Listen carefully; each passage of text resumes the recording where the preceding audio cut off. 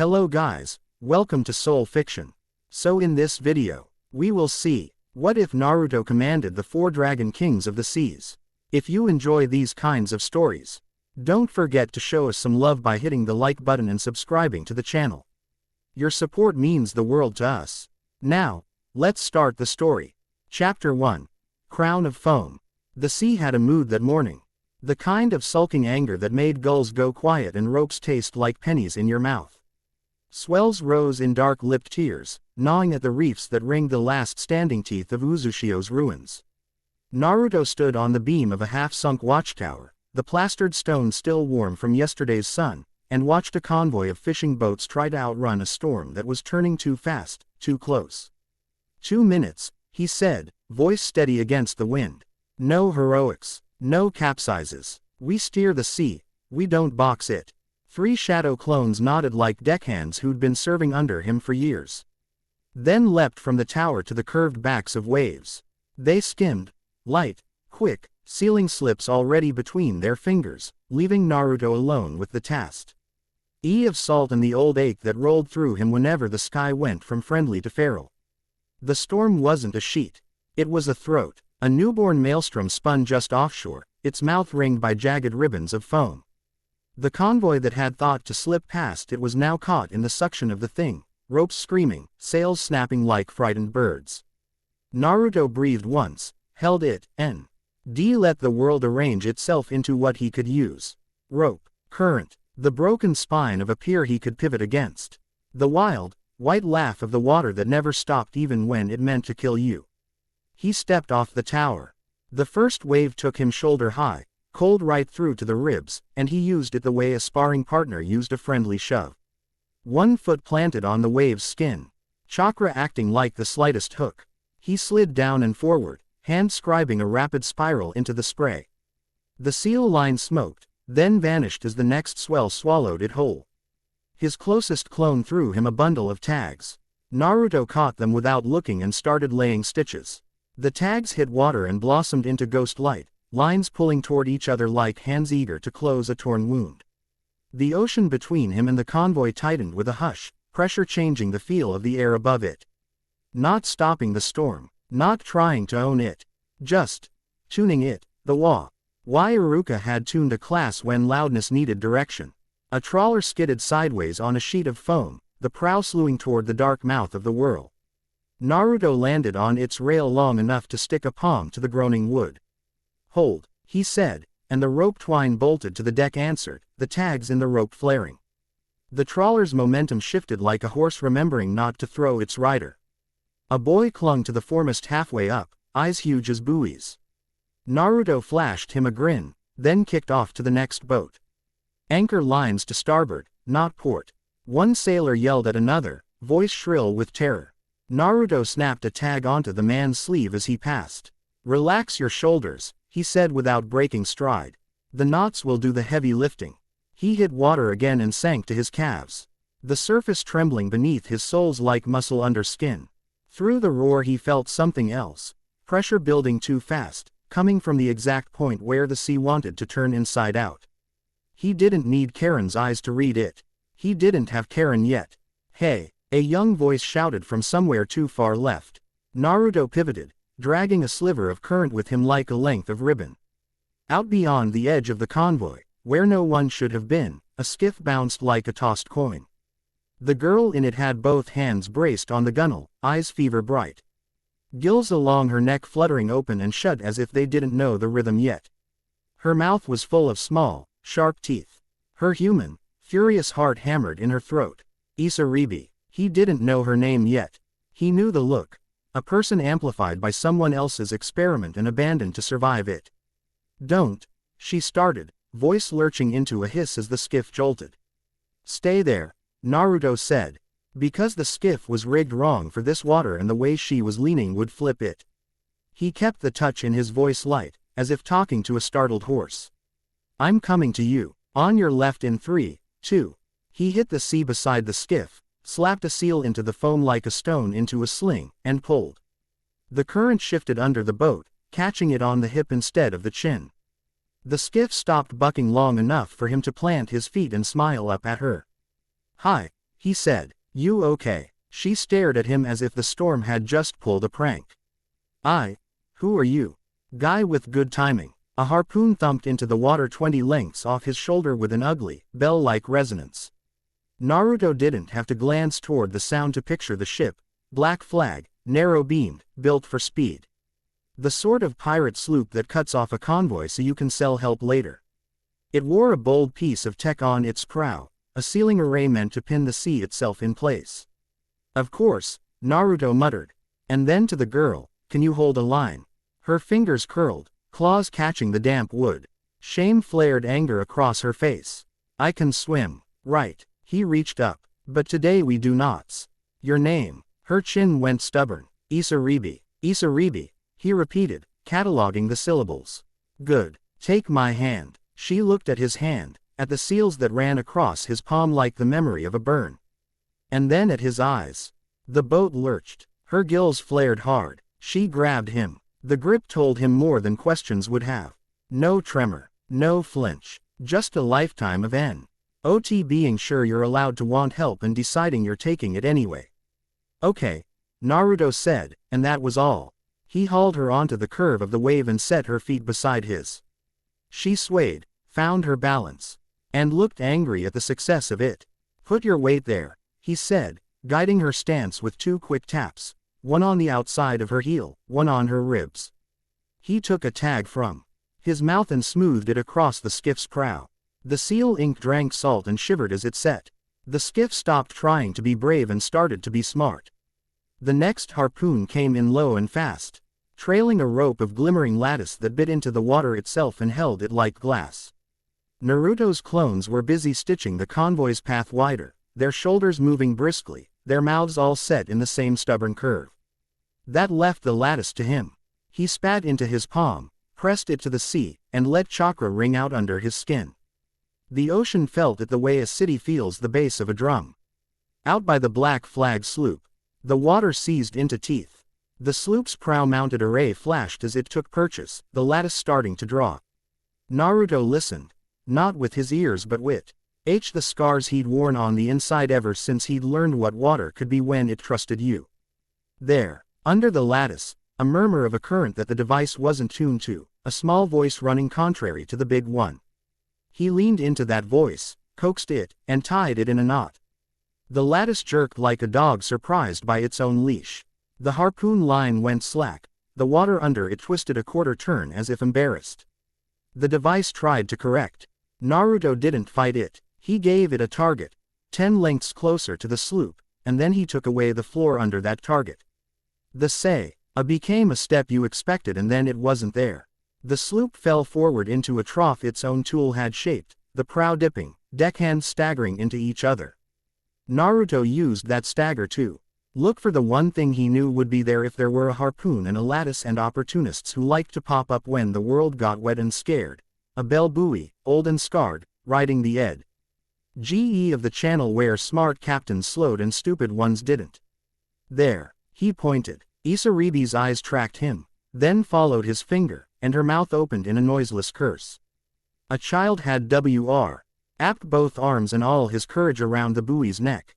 The metal was slick with algae and terror. Waves kept rolling over his head, ignoring that he was small and the world was not done with him. I've got him, Naruto said, already moving. No, Isaribi started, reaching. The currents around her nodded with the longing of it, reacting to her like a tuned instrument. Her gills rattled. Let me, you'll have him in 10 seconds. Naruto said without apology. Just hold the skiff's line for me. Count it down. She blinked, anger stalling in confusion. What? Loud, he said, and kicked off.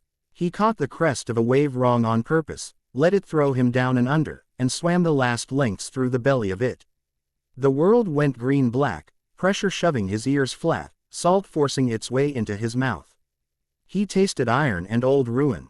He felt, just for a heartbeat, the way the current shifted down here, the certain hum of a larger presence turning an ear because something interesting was happening. Not now, he told the sea. Not yet. Wait. His head broke surface 2 breaths later. The child had slipped. Naruto took one hand off the buoy and reached for empty air. Naruto took his wrist. Breathe. he said against the boy's forehead, voice clear enough to cut rope. Hey, kid, breathe. The small body shuddered, then obeyed. Naruto settled him against the buoy, press. Ed a tag to the metal so the thing hummed with a resonance that would keep it upright for the 10 heartbeats he needed, and looked at the sloop. It had recovered from the stumble, furious now, a shark deciding the water owed it apology. 2 crews were hauling on a net lined with seals. If they dropped it where the convoy's path narrowed, the fear alone would sink 3 boats even if the net never touched them. Isaribi, Naruto shouted. 5, she yelled, voice tripping toward 6 as if she'd jumped time to make up for being confused a second ago. 4, he swam one-handed, hauling the kid with the other, let a wave lift them. And used that height to throw the boy to arms that reached from a low-decked scow. The hands caught, then clutched. Naruto flashed teeth, saluted with 2 fingers, and went under again. 3, Isaribi shouted, the word cracked raw. There it was again. The press in the water that didn't belong to weather alone. Naruto opened his eyes under the surface. The world turned to green glass. A shape moved below. Not a shape the way ships and fish had edges, but a suggestion of length and strength and a line of cobalt light, the exact shade of a summer sky just before it remembers to be day. Hello, Naruto thought, and felt ridiculous immediately, and then not ridiculous at all as the water shifted its weight like something nodding. He angled toward the sloop. 2. The buoy rang once, the note clear and lonesome. Naruto palmed its side, scrawled a quick spiral into the algae, and pulled. The spiral answered, a tiny engine under his hand. He felt the buoy's shape as if it were a muscle of his own, heavy, obedient if you spoke right to it. 1. Isaribi's voice broke. She sounded furious at herself for feeling anything. Now, Naruto said, he planted his feet, not on wood, not on rock, but on the idea of this wave wanting to be a step. He lifted. The buoy surged like the shoulder of a friend you knew you could rely on. The next swell took the thing high, the metal clanging as any wind would have loved to make it, except there was no wind in that ring, only the pressure he'd tuned and the tug he'd invited. The buoy cleared the wave and dropped. It didn't drop into the sea. It dropped into the net. Metal met seal at an angle neither was designed to like. The net's lattice jerked hard toward the buoy's mass. Naruto kept his palm to the water and let the line drag. Didn't try to fight the inevitable, turned inevitability into pivot.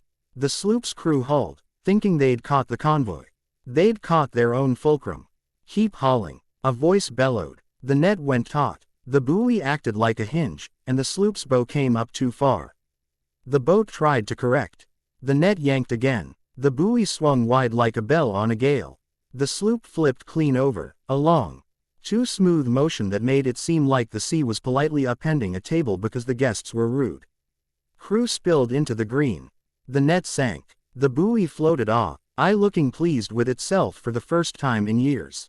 Naruto looked down through the foam. A single cobalt stripe ghosted beneath him, an eye passing that wasn't an eye he could point to, asking. A question without words. What do you do when you could break them? He didn't answer with a speech. He dropped, ducked his head under, and put his hands against the flailing rope of the net. The seal's bit his skin with freezing little teeth. He pushed, reshaping the lattice just enough to make it slide off the sinking men instead of snarling them in it. He didn't haul anyone to the surface, there were boats everywhere now. Hands reaching, but he kept the line from becoming a grave. The pressure changed like a smile smoothed around the edges. The question didn't repeat. The sea let him breathe. He surfaced to chaos corrected into effort. A dozen voices shouted at once. Lines arced, sails snapped. A woman on a barge sobbed a thank you into the wind as if maybe the wind was why her son was still a sound anyone could hear. Isaribi slid up beside him, her hair pasted to her skull, breath sawing. You flipped them. We flipped them, he said, and her mouth twitched despite the way her gills fluttered. She eyed his palm as he lifted it, then reached to steady his wrist when she saw the skin had gone too white, too long in the cold. Your hands are numb, she said, brusque as a nurse who didn't want to be thanked.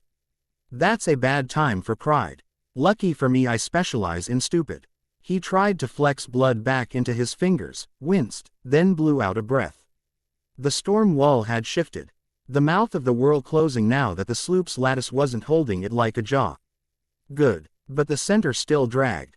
Another minute wrong and the last boat in line would kiss the rocks and never apologize. Naruto listened again. The sea's noise was a cathedral of too many prayers, but beneath it you could find the silence if you knew where to stand. He tilted his head. He put his fingers to the water. He let an old lesson he'd taught himself out here alone, for hours, for days, wake up behind his eyes. It's not just where the water goes. It's where it wants to go. He walked forward, drawing a straight line across the wave-wrinkled skin. Tags sizzled to life at his feet and then sank, quiet as fish. The maelstrom's pull flickered. The line he drew cut a small channel through the mouth of the whirl. A thread not bigger than 2 boat lengths but stronger than its size had any right to be. He glanced behind him and saw one of his clones standing on a cap of foam, hand raised, 2 fingers up. The convoy had seen it, had understood. The riot of sails began to angle, captains swearing as they forced their boats to behave. Isaribi grabbed the skiff's line and set her feet wide. Say when. When, he said. They leaned. Not much. Enough. The skiff's nose tugged at the rope slung between it and the nearest trawler. The trawler turned. Barely, just enough to catch the start of the channel Naruto had drawn. The next boat behind it copied without knowing why it had. Wind shifted. The clouds to the west peeled back just a little, as if giving the day one eye with which to watch. People lived. Later, people would say that's what happened. They survived and the day continued and no one wrote a song because songs take breath nobody has in the middle of doing a thing. But in the middle of it, the work took all the hours it wanted. Naruto and his clones and Isaribi and too many ropes and not enough sobriety of mind made a path where there had been none, and the storm, like any living thing when it realizes the meal might bite back, lost interest as it spent itself too quickly. The last boat cleared the black ring of rock. The maelstrom finally, grudgingly, let go. The sea exhaled. Naruto dropped to his knees, palms flat to the water like he was thanking a friend. He wasn't religious, not the way priests liked, but he knew a debt when the world handed him one. You're insane, Isaribi said. But not like an accusation. She looked past him to the convoy. All the bodies moved, none too still. She let a breath out in one long hiss. You didn't even look at the sloop while you were doing that last part. I looked when it mattered. He shook out his hands as feeling returned, needles of heat stabbing back into numb fingers. The rest would have been ego. She stared at for a second that felt longer than it was.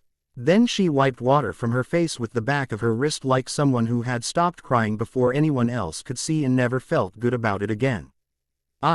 Thank you, she said.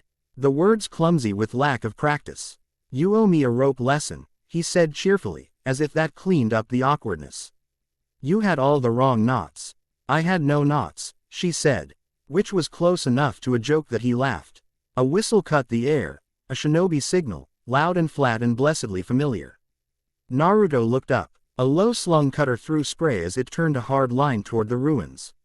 A figure stood on the prow, one hand fisted in the rail, red hair dark with wet. She took one look at Naruto and put her free hand to her forehead the way medics did when they'd counted patients and the dumbest one was someone they loved. Finally, Karen shouted, and the word was almost a swear. Naruto felt his face change without his permission, the grin coming easier than it should have after cold and almosts. Isaribi saw it and didn't say anything. The cutter slid in, a rope landed near his shoulder. He caught it and hauled himself aboard like his legs were not currently negotiating with his brain about what normal was going to mean. Karen was there as soon as both his feet hit wood. You, she said through her teeth, poking a finger into his stir. Numb like she could push common sense back into him by force. What did we say about, I don't know, lungs and air, and not turning into a popsicle so I have to run your chakra through my mouth like a battery again? Nice to see you too. He faced into the wind and let it peel some of the salt off him, then inclined his head toward a skiff tied off alongside. This is Isaribi. She knows how to not die in water better than any of us. Isaribi's eyes darted from Karen's hair to her hands to her mouth as if the last would be the most dangerous. I don't. She's freezing, Karen snapped, already moving. She snatched a blanket from a barrel, threw it without ceremony around Isaribi's shoulders, then smacked Naruto's hand so the blood would come back faster. You sound proud of making yourself hypoxic. I'm proud of other things, Naruto said mildly. He curled his fingers and forced a rhythm into the ache. Karen looked up at his face, and for a moment all the heat fell out of her glare. Something like relief leaving her bones. She cleared her throat violently as if shoving softness back into a closet. Your signatures, she said. They spiked. The whole coastline breathed. I ran numb. Burrs on the cutter because we picked up the surge as we hit the bay and now nearly, never mind. The point is, something big enough to be a policy conversation turned its head. Naruto flicked water from his eyelashes and didn't look at the part of the sea where a cobalt stripe had been. The part of him that could stand still suggests looking sometimes, but this wasn't a looking day. Sure you, Karen said, like a diagnosis she didn't believe yet. I don't know his name, Naruto said, and meant it. He felt like speed under restraint. Moved like a spear. Isaribi went still. You talk about them like you've met them before. I talk about the sea the way it talks to me, Naruto said. He checked the deck, the crew, the ropes. People were moving with the exhaustion you get when you're alive and more annoyed about it than happy yet. He started walking. Not because there was anywhere to be but because movement organizes other people without them noticing they're being organized. We need to check those hulls. And somebody needs to go tell that kid's mother is alive before his uncle does it and makes himself the hero. Which kid? Karen demanded. The one who nearly broke a bell buoy with his head, Naruto said. He pointed once and 3 of his clones trotted off like well-trained mutts, which they were. Karen exhaled the long way and pinched the bridge of her nose. I hate when you point and the world agrees with you. You love it, Naruto said, catching her wrist as she lowered her hand and giving it the smallest squeeze. You showed up exactly when I needed to hear a familiar complaint. She made a face that might have been the beginning of a smile and then was not, because business came down the rail in a hurry in the shape of 2 men from the crippled sloop coughing up seawater and pride as the cutter's crew hauled them over the side. One had the look of a man who'd taken owner's orders and pretended they were his own. The other had the gaunt, calculating eyes of a person who measured time in opportunities. Wash them, Naruto said, as if he'd just ordered carrots. Then tie them somewhere that doesn't leak. We'll decide who they were trying to sell all this to after we get people home. The gaunt one spat. Sell. We were escorting. Karen reached into the man's jacket before he registered she was that close and plucked out a sealed coin strand marked with the Black Flag Company's twin fish. She flicked it once and tossed it to Naruto. Escort this, she said sweetly. Isaribi's mouth curled despite herself. The men shut up. They always did when Somio Ne was competent without wasting their breath. By afternoon the storm had wandered north to bully some other piece of coast, and the world decided it was summer again. The convoy limped toward the estuary with a patchwork of rope and gratitude holding it together. Naruto stood at the cutter's rail and watched the ruins of Uzushio shift shapes as waves rolled through them. Stone that had once been steps was now something else. He tried not to imagine where the rest of the stairs had gone. Isaribi leaned against a coil of line, blanket still around her shoulders, looking like a person who had been cold for a very long time and didn't trust warmth to mean what it said. She had a sailor's eye, tracking the fretted horizon out of habit. What's the plan? She asked, not like she cared about plans, but like she needed to know if he did. You always do that. Only on days that end in Y, Naruto said. He let his tone stay easy and didn't look over his shoulder at the deep. We'll get everyone to the inlet. There's a doctor who's better than too many who get paid more. Karen will bully me into Coco. Then we'll file a report that will annoy 4 village elders in 3 different countries. Isaribi made a small noise. You work for Konoha. I work for people who get wet, Naruto said, then added, but yes. She considered that until Karen walked past with a basket of bandages and talked just long enough to press 2 fingers under Isaribi's jaw. Warm enough. Isaribi flinched, then yielded to the touch as if she'd changed her mind mid-reaction. Fine, she muttered. Karen's UTH did that thing where 1,000 thoughts try to leap out and are beaten back with discipline and a few barbs. If you start shivering again, I'll put both of you under a blanket and embarrass the hell out of him by doing it in front of everyone. Isaribi glanced at Naruto, startled at the idea. He wrinkled his nose. She means it. I always mean it, Karen said, and moved on, snapping at a saw. Allure to sit down if he didn't want the deck to sit him down. Isaribi watched her go. You know her long. Naruto let the question be what it was and not anything else. Long enough to not argue when she says I'm cold. Isaribi nodded, and the corner of her mouth did a small, private thing. There were more boats on the water than there should have been. News travels in places where it's safer not to say it does. By the time the convoy rounded the broken arm of the inlet, a low flotilla of skiffs and coracles and long, lean working boats had come out to meet it, forming an escort that looked like a congregation. Voices carried across the flat water. Names shouted, curses that were really prayers, laughter edged with shock. Naruto stepped off the cutter onto an old pier that had decided to go on existing out of pure stubbornness. People crowded, but not too close. There was something in the air that had nothing to do with shinobi rank and everything to do with how he had stood up in water and cut a path where one hadn't been. He didn't say anything. He handed 3 kids their father's hat. He knelt to pick up a coil of line for an old woman who kept insisting she was fine and kept dropping it. He shook the bell buoy boy's hand solemnly, which made the child cough a laugh, which made the mother cry, which made Naruto look away and pretend to be deeply invested in how the pier creaked. If you keep doing that, someone's going to carve you on a rock, Karen muttered at his shoulder. Better a rock than a wall, he said, then stopped, feeling the hairs rise at the back of his neck. Not fear, not even danger. The sense you get sometimes that someone somewhere is drawing a circle and seeing if your name fits inside it. Don't twitch, Karen said softly. He didn't. There's a line out in the bay, she went on. A neat one. 17 signatures in formation. Smells like order and expensive ink. Purifiers. Naruto asked without turning. Either them, Karen said, or a daimyo's bathhouse staff got tired of washing rich men and decided to start a navy. Take your pick. By the way they're drifting without drifting, Naruto said, voice a little too casual, I'll take door number 1. The flotilla out beyond the mouth of the bay wasn't on top of them. It didn't need to be. The message of a neat line is the same from any distance. We can keep a shape even when the world tilts. Naruto lifted a hand. Not to them, but to the sea. The wave that happened to be near his fingers crept up his palm as if indulging him. He smiled like a man talking to a dog that wasn't his and might bite. Let's get people inland, he said. We can be mad at engineers later.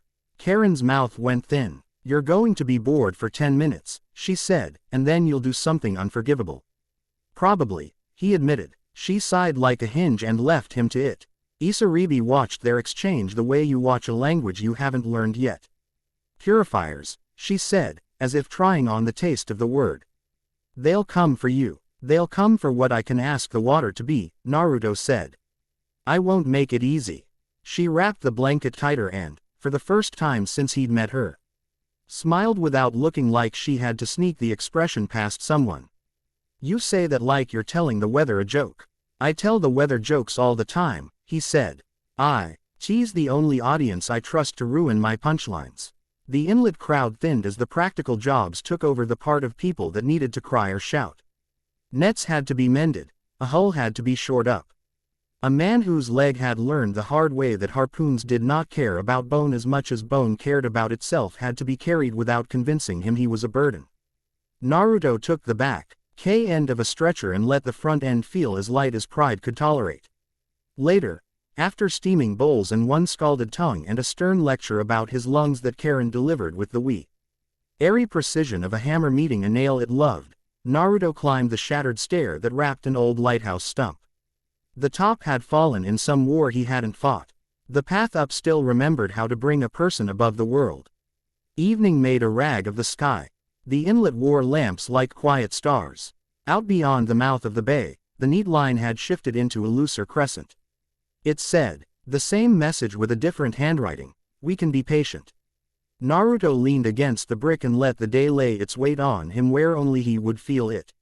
He closed his eyes. The sea was not silent, even in stillness. It never is. A pulse moved under his skin that wasn't his heartbeat, a rhythm older than the stone he stood on. It wasn't language the way books mean it.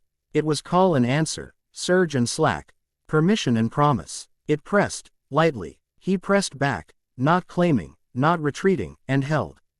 A ribbon of foam lifted from the rocks below and slid across the air like a cat deciding if it would grace a lap. It brushed his brow, a cold, perfect ring that existed for a breath and then was just salt drying on skin. He laughed under his breath, surprised at the ridiculous of feeling crowned by an element that could drown you for fun. Neat trick, Karen said from the stairs behind him, and he jumped because of course she'd follow him up and of course she'd pretend she hadn't. You make noise like a ghost, he told her without heat. I make noise like someone you didn't teach to walk on stone with your noise turned off. She came to stand beside him, shoulder brushing his. They looked out at the dark line fleet. He's going to ask you something, she said. Whoever holds that line, they always do, when they start thinking in neat shapes.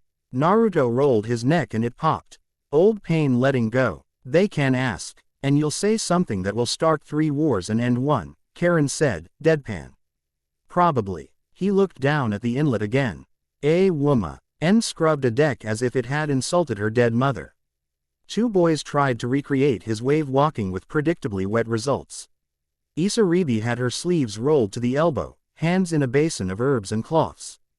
Jaw set in a line that said anyone who bled in front of her had better be doing it for a good reason. How many did we lose? Karen didn't pretend she hadn't counted. 2, she said, the number clean and cutting. Both before you got there. You turned it from a disaster into an ugly day. Don't make me diagram that for you in front of a mirror. He nodded, the gesture well to the side of comfort. He didn't put a hand on the brick. Some debts you don't pretend a wall can absorb. Karen's voice was careful. Did you talk to it? The one with the cobalt spine.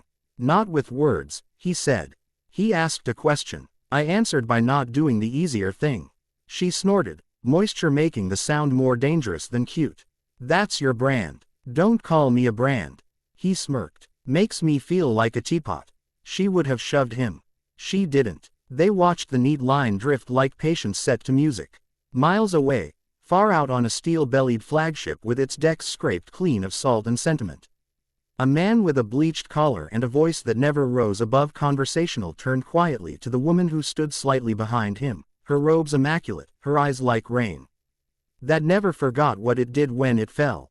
Mark him, Admiral Dazai said, as if placing a pin on a map. The boy who taught a storm how to be polite. Lady Kanna's fingers tightened on the small cage she wore at her belt. Inside, a shard made of something that couldn't decide if it was bone or music hummed in a key no human throat ever should. She watched the lights go on along the ragged coast. Line and folded patience around her like a prayer shawl. The sea is generous in youth, she said. It always takes back what it lends. Dazai smiled with the corner of his mouth that meant nothing. Quote, then we'll give it a reason to remember its debt sooner. On the inlet's broken stair, nowhere near them and close enough for fate to hear, Naruto let his hand hang at his side until the tremor went out of it. He breathed. He watched the line. He waited for the night to take whatever it wanted from the day and leave the rest in his palm. He had not asked to be listened to by water. He would never, if he could help it, make it kneel. But when people put themselves in the gap between dying and not, he would do the thing the day needed. Even if it meant making the sea wear a crown for a second, so somebody's mother could laugh again. He wiped salt from his mouth and tasted the future in it like blood. Tomorrow? Karen asked, because tomorrow always comes. Knots, Naruto said, watching. Isaribi instruct a boy in how to make a loop that would slip when it should and hold when it had to. We start with knots, Karen snorted, and then you pick a fight. Only if they pick me first, he said. They already did, she said. He laughed and didn't disagree. Down in the dark, something old turned over in its sleep and listened to the rhythm of a human chest, curious in the way disasters are curious when they remember the world has a heart. Naruto turned toward the stair and the work waiting at the bottom of it. For now, that was enough. Chapter 1 end. Chapter 2. The City of Knives and Mist. Mist lay over Kurigakure like a veil that had learned to cut. The boats sliding toward the outer harbor kept their voices low without anyone asking, the water itself had the disciplined quiet of a place where sound could get you killed. Naruto stood at the cutter's bow with Karen beside him and Isaribi half a step back, watching. The ruined lighthouse of Uzushio was behind them as if the sea had stolen a piece of it and carried it forward on purpose. Ahead, Kurigakure's skyline looked like a set of knives left drying in a rack. They polish their fog, Karen murmured, one hand loose on the railing. Every breath is measured. I can feel the Zabuza stories growing in this stuff. Don't bring ghosts to a meeting, Naruto said, and the thread of humor laid over the words kept the crew steady. He wasn't teasing her so much as setting tone. They never wear the right clothes. Isaribi slid her eyes toward him. You're not nervous. I am, he said, and smiled without showing teeth. Quote, but nerves that make you talk louder get you stabbed. Nerves that sharpen your eyes get you home. The cutter eased past a jetty bristling with kunai-carved markings. The mist thinned as if pushed back by a hand. A figure stood on the stone apron where ships docked to be judged by men with clipboards and the weather. There was a man with a bandaged eye and a habit of his shoulders that said he'd been sprung like a trap before breakfast. And beside him, a woman who moved like the room was already hers and it had the good sense to know it. Welcome to the village hidden in the mist, Ao said, voice dry as cord. When the cutter threw its line and the gangplank dropped. If you're here to sell storms, you'll need to fill out Form 12 and die. Mei Terumi smiled like someone warming her hands at a brazier. Ow, darling, that would be Form 8. Form 12 is unexpected spirits in sewer system. She tipped her head, hair kinking where mist kissed it. Naruto Uzumaki. Mei-sama, Naruto said, stepping down to the stone and letting his boots announce him. He didn't bow the way diplomats did. He offered respect the way a craftsman did when brought to a master's bench. You keep a tidy tide.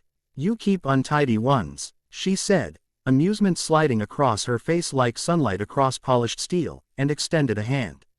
She didn't ask for his, she didn't hold it out like demand. She made space next to her and watched if he'd step into it. He did. Her palm was warm. The mist around them felt suddenly like an audience that had quieted in order not to miss a line. We've heard whispers, Mei said. Voice pitched to carry a little and then stop. A boy who asks the water to consider options. A convoy dragged out from under a newborn whirl like a tooth from a gum. Polite storms. Her mouth made the shape of a joke. A terrible precedent. Politeness. Naruto said. I'm doing my best to set a worse one. Ao's bandaged eye tilted toward him as if independently unimpressed.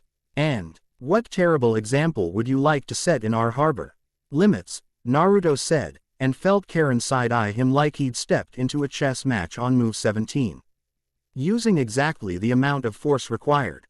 Showing restraint loudly. Mei's teeth flashed. Good, she said simply, then turned her head toward the floating market that braided around the inner wharves. Shack boats tied nose to tail. Planks laid across to form walkways.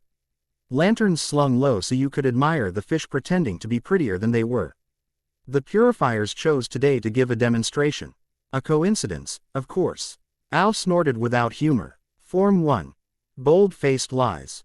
They're trailing a sonic net with a sanctified lattice, Mei went on, ignoring him. The kind that makes your bones want to shake loose from their own joints. It will turn a cheerful market into a stampede. You can raise a wall and throw their ship onto it. That would be fine. She smiled sweeter. Or you could make me a better story. Naruto looked at the market with its casual humanity lined up like tinder and then back toward the mouth of the harbor where a heavy, sanctimonious hull nosed along like a cow pretending it had never trampled a child. Misfortune hung under its stern, humming. Give me a minute on the water, he said, rolling his shoulders as if someone had thrown him a coat. Karen. She was already peering under the world the way only censors did. They tuned for open water and idiot winds, she said. They didn't account for how this harbor breathes. There's a microcurrent that runs between those two pylons. There. She flicked 2 fingers, and one under the southern key. If you feed them differently, you can make the net cancel its own voice. If you miss by a hair, you'll make people vomit until they die. Light stuff, Naruto said breezily, and peeled off toward the nearest skiff without waiting for permission he didn't need. Isaribi. She was at his shoulder before her name finished leaving his mouth. You want under the pilings. I want you to listen through them, he said. Not the sound they make. The vibration below that. If the net turns past here again, we catch its beat before it catches us. On it, she said. Stripped her shawl without a line of self-consciousness, and dropped like a seal. The water hugged her. It was the difference between a swimmer and something built to be a verb. May watched Naruto step onto the skiff and take the pole. I let you try, she said conversationally to Ao, because if he fails in front of this many people, I know exactly how far I can trust him. Ao grunted. You just like watching the stupid ones stand up. They do provide light, May murmured. Naruto wasn't listening. He rowed the skiff out to the market's edge where the lanes near. Owed enough that water had to make small decisions. The purifier ship had gone from coasting like a cow to all relevant men facing forward as if a portrait were being painted. The lattice dragged, just shy of the surface, a cursive shape that, if you'd asked it directions, would have gently suggested your bones walk away without you. Still time to sink it, Karen called from the pier. Boring, Naruto called back, and bounced the skiff against a piling as if knocking on a neighbor's wall to ask them to turn down the music. He pressed his palm to the wet wood. Salt stung. The world under the skiff answered. The net's active resonance approached like a choir with too much money and not enough taste. Naruto didn't push back. He felt for the 2 microcurrents Karen had named and traced they are threads with the patience he used for knots. Small, then smaller. The skiff slewed as he shifted weight. Water smacked against hulls, a lantern bobbed and almost fell and didn't. Isaribi surfaced near his knee. Water slicked off her scalp. 2 beats too fast, she said between breaths. It's like they're trying to whistle with their nose. I can fix noses, Naruto said, and ran a lidless seal across the skiff's side with his thumb. It bled a whispering pressure into the water that only the water noticed. The first current he nudged left, the second right, the smallest amount a thing can be moved and still earn the name. The lanes between planked walkways took the change like a suggestion from someone they trusted. The purifier net rolled in under the outermost key. It bloomed. She should have rung the harbor like a bell. Instead, the sound folded in on itself and went damp, like a boast delivered to the wrong room. A pair of stalls rattled but didn't crash. A boat dog lifted its head in confused offense and went straight back to sleep. A child's eyes went wide because he'd braced for something that didn't happen. He laughed too loudly and his mother shushed him and then kissed the top of his head like she hadn't done that in weeks. Al let out a breath he didn't mean anyone to hear. May's smile tilted towards something with teeth. You are, she said softly, as if telling the mist a secret, fun. The purifier ship realized something had gone off script.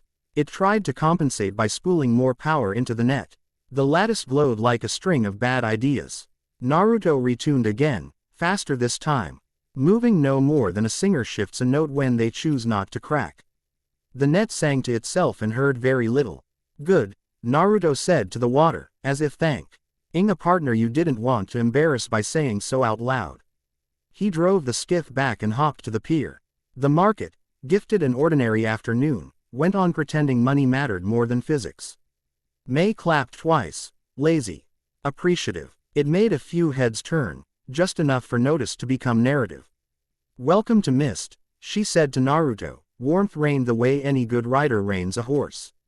Please, break as few of my things as you can. If you must break them, write me a poem about it. Poems, Al muttered, appalled. Poems, she said, and her smile deepened. And perhaps a meeting. We'll talk inside. Naruto nodded. My team stays in motion, he said. But I'll come be polite for an hour. May's eyes glinted. You can bring them. Bring that one. She pointed lightly toward Sarabi without ordering her to be the thing pointed at, and the Uzumaki who looks like she wants to pry my floorboards up to check for traps.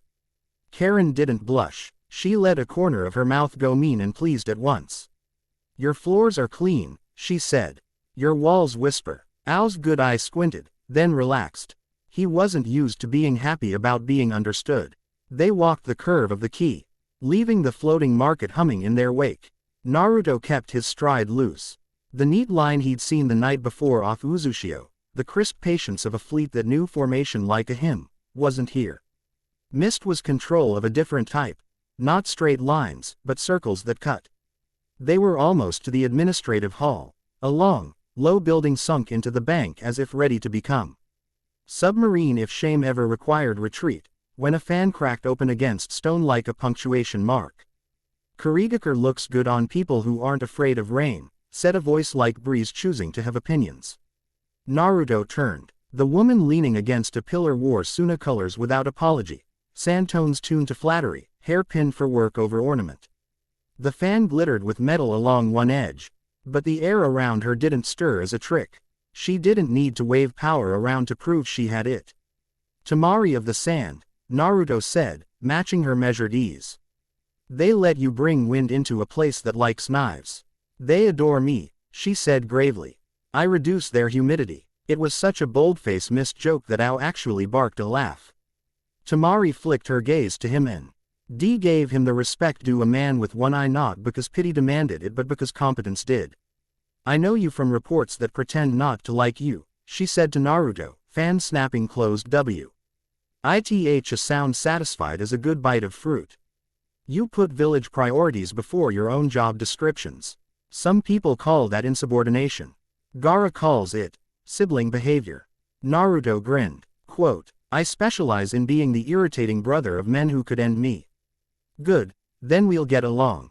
Tamari let the fan rest against her shoulder. "I'm here for the Maritime Summit. Nobody wants to admit matters. Everyone plans to draw lines on maps and call them treaties. I plan to slap their hands when they reach for pens." May inhaled the top two syllables of a laugh. "Try not to slap me while we're on camera. I'll schedule something in writing," Tamari said blandly. Karen watched the two women triangulate with impolite interest and then jerked her chin toward the water as if she were a second set of ears no one had hired. "If politics can walk and sense at the same time, I've got something." Under the docks. The readings rhyme with Uzumaki latticework, but the tune's wrong. May's smil. E vanished like a blade covered by a sleeve. "Where?" Karen pointed. "Precise. 3 pilings north of the smokehouse that sells eels. There's a warehouse above. The signature is caged, like it's embarrassed to exist." "Purifiers," Ao said immediately. May's mouth made a flat line that still managed to be elegant. "Of course. Bring proof and I'll be happy to deny I told you to find it." Tamari a Jew, steadied her fan by a millimeter that all the right people saw. "I'll handle the counselors while you conduct an educational field trip," she said. "It'll go better if they have something to pretend they didn't know by the time you tell them." "You're joining us?" Naruto asked. "I'm not wearing this outfit to read minutes," she said, and didn't explain further. They didn't go as a parade. Naruto didn't. He liked taking problems to the front door unless the problem needed the attention. He cut left off the main plankway into the thin alleys the market's edge made when boats berthed other boats in the sea. Ati's stone decided it didn't want to be seen by tourists. The smell under there was old salt and eel smoke and rope. Isaribi ghosted, bare feet whispering against damp boards, eyes on pilings, gills flat to her throat. Karen moved like a metronome built angry. Temari's presence tidied the air without force. May was nowhere obvious, which did not mean she wasn't in the room. Karen stopped above a run of tar shiny water that had the wrong kind of quiet. "There," she said needlessly, because the hair on everyone's arms had written the same letter. Isaribi dropped into the water without a ripple. Naruto crouched and slid his hand into the dark. Cold climbed his forearm. A familiar pulse throbbed under the dock. Uzumaki seals, butchered and forced into a lattice that hated itself. The wrongness felt like a rhythm drunk on the wrong drum. Isaribi surfaced a breath later, face pale and furious. "Crates," she said. 2 rows, marked with that sanctified ink you hate. "There's a cage, but it's apart. They're building it." Temari's fan didn't move. 20 paces long, she said as if giving herself a problem she could play with. 2 exits, one over water, one into the alley with the broken netting. "Security?" Naruto asked. Isaribi hissed a laugh. "They think that blessed ink makes them invisible. Then they'll be shocked when they exist," Naruto said. He pulled himself along the underside of the dock, fingers and toes finding grip where there should be none, and let the sea hold his weight just enough to keep boards from complaining. At the warehouse edge a slick of oil clung to the timbers. Naruto took a breath through his teeth, pressed a tag against his tongue to wake it, and smoothed it into the shadow where a support beam met the water. The tag didn't glow. It sank its small promise into grain and waited. He slid to the back entrance and eased the door a thumb's width. The air inside had that sanctified smell, cold spice and metal, that priests liked because it made them feel taller. He heard men breathing like people who'd practiced discipline and only sometimes remembered to keep it. Karen drew a line in the air with one finger, the shape of the sleeping signatures and the awake ones. Naruto nodded once. He didn't give speeches. He tapped the door twice as if knocking shame into it, then pushed. They went in. Naruto first, because doors got jealous if leaders didn't treat them like equals. Isaribi next in a splash that turned into a footfall and then into a fist. Karen beside Naruto, already rolling seals out of her wrist like a dealer with morally upright cards. Temari folded into the space like a question that expected an answer. It held for 3 heartbeats. A good entrance is worth 3. Then someone started shouting about thieves. Someone else pooh. LLED a release tag with a flourish that meant he'd rehearsed it in a mirror. Sanctified bells welded to the beams sang like a migraine, and the warehouse floorboards flexed. Trap, Karen said thinly. Which was not necessary and still comforting. The sea under the warehouse clenched like a fist. Water pounded the pilings. The floorboards bowed. The old building groaned as if remembering that it had always been meant to drown. Naruto watched the angle of the beams change. He watched the corner by the eel smoker where the pilings had worm tracks that told him they had eaten more than they had held. He watched Isaribi, 2 steps ahead of the flood, mouth open, gills flared, human feet traitorously slow on wet wood, and Temari, fan already a line of bright metal, guarding the exit while Karen a piece of Uzumaki math from her bag that looked like a sundial and Adair had a child. Breathe with me, Naruto said, voice low, clear. It wasn't a trick so much as a move the body makes when it's told what is obvious. Temari's shoulders dropped half an inch, Karen's jaw unclenched, Isaribi's knees bent instead of locking. The water ramming the pilings hit a floor of air steadied by lungs. Naruto slapped 3 tags across the floor in a crooked row and sketched a link between them so lazy it looked drunk. The beam in the far right corner went with a noise like an insult. That was on purpose. The floor tilted, but toward the wall Naruto wanted, not toward the men with blessed ropes. Crates slid exactly as if they had read the manual he had written under the dock. One, painted with prayers, smashed into a support strut and split. A nest of pale rods rolled out like bones with the wrong religion. Those, Karen said, pointing at the rods, too much hunger in her voice. Those are the nodes. The lattice bites through chakra with those. Snap them, Naruto said, because simple instructions are kinder than lectures when the room is filling with water. Isaribi was already moving, hands a blur. The rods cracked easier than they were meant to. The flood helped. Temari's fan flicked. Wind stitched itself into ropes and pinned 3 men to the ceiling like stubborn laundry. Naruto met a blessed rope with his left forearm. Let it bite the cloth and not the skin, and scissored it with an ink blade from his right hand that would have been lighter if it hadn't been soaked in salt. The bells grew louder. The floor sagged a second time. Naruto turned, took 2 running steps, and drove his shoulder into a beam that had thought to be brave. It snapped where he had pre-told it to snap with the tag under the dock. The building's bones shifted from collapse anywhere to collapse this way. Out, he said, not yelling, and pushed their exit into being by making the other exits worse. They spilled into the alley with the broken netting and its polite shadow. The water following them found the path of least resistance and took it instead of climbing their throats. It went out through the hole he had made at the beam. As if embarrassed it had come in at all. Men scrambled behind them, shouting orders that arrived 2 seconds too late to be command. Karen palmed a handful of no-day and slipped them into a cloth bag like a woman stealing back her own tools. Temari stuck her fan in the ground and made the alley a wind tunnel that led away from civilians and toward a tar pit. It had been waiting 80 years for purpose. City guard, Al barked from somewhere ahead where he had decided to appear, and the phrase meant, people who will be angry about this later but help now. Put your hands where I can see them. A purifier functionary tried, which was brave, and got bold by a gust that helped him discover the practical limits of robes. May stepped out from a shadow Hat shouldn't have had room for her and looked around like a mother inspecting a kitchen after teenagers had made a great meal and a small disaster. Apologies for the water, Naruto said, because manners cost nothing. Please, Mei said, eyes shining in a way that had nothing to do with light, teach my harbor to sing if you're going to flood it. Next time bring a horn section. Next time, Ao said through his teeth. Because he had to say something scolding or the world would fall off its hinge, tell us before you knock a building into the river.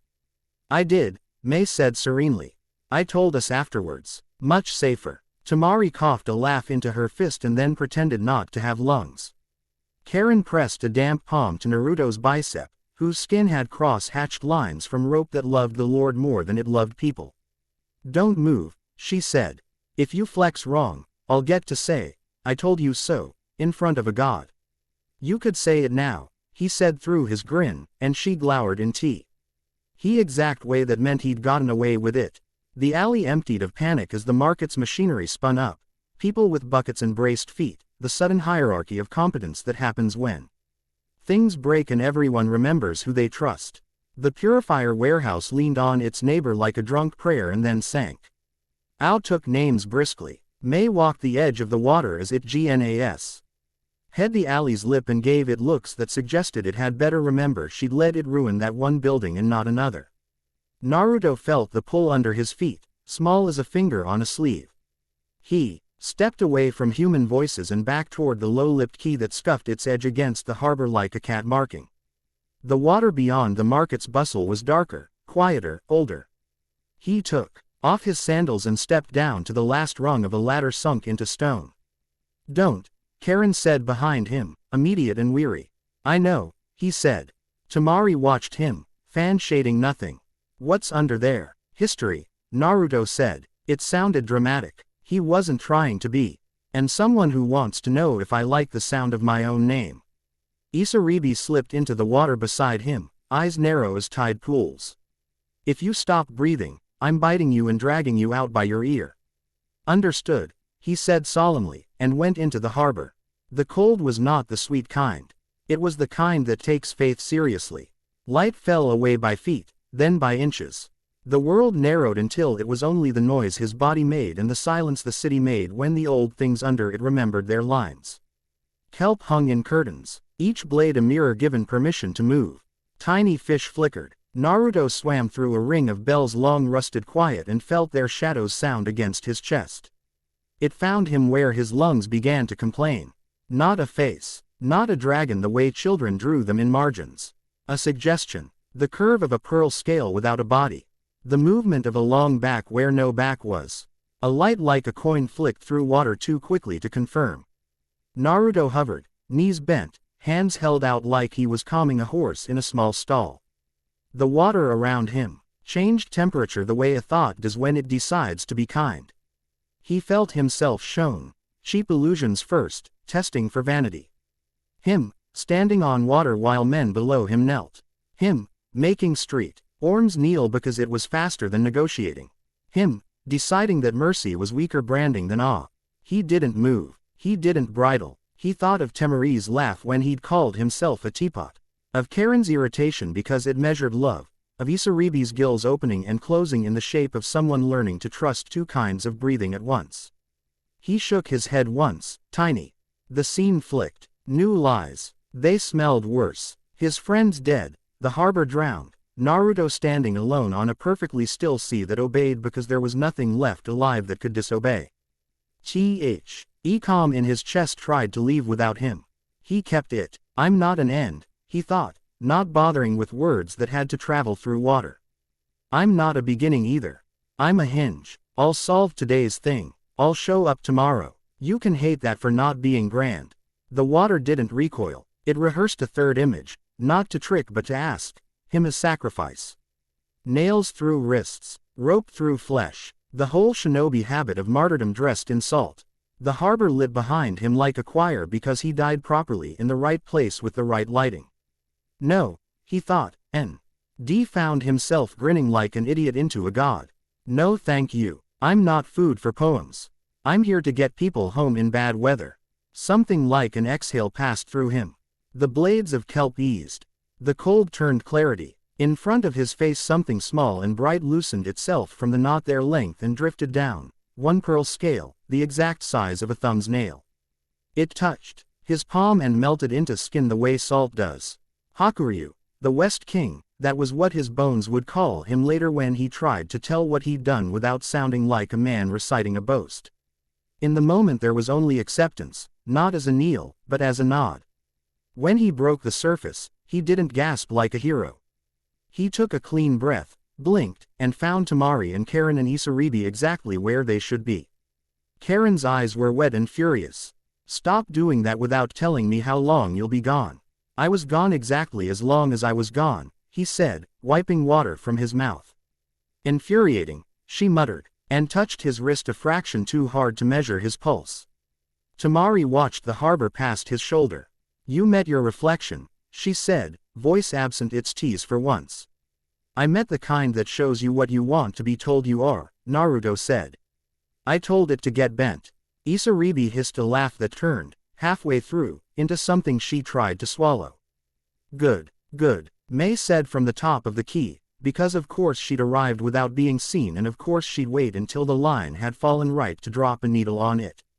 "I prefer men who aren't seduced by their own weather." Naruto climbed up. The harbor continued being a harbor because a building had fallen into it and no one had the energy for philosophical arguments. Al waved papers. City guard waved pikes. Purifiers waved outrage and wrists bound with utilitarian rope. Temari fell into step beside Naruto as Mei's shadow took them and shaped it like a corridor. "The counselors will want a name for what you are," she said. "If you don't give them one, they'll make one. It'll have capital letters. Suggestions. Don't look important," she said, expression solemn enough to make him laugh. And then she did let the fan move, the smallest sweep that cleared a thread of fog from in front of his step. "Look useful." "That I can do," Naruto said. The meeting room had a table with a polished stone top that told you a lot about who had funded it and why. Mei wasn't alone. 3 senior shinobi Naruto didn't know by name and 1 daimyo representative he decided to forget on purpose waited. Polite as turtles, Ao stood angled behind his Mizukage where a ghost story would be. They did the dance. Reports. Numbers scrubbed of emotion and then smudged back in at the corners by a word here and there. Mei let her subordinates own their work and then trimmed it sharp when they tried to leave point edges dull.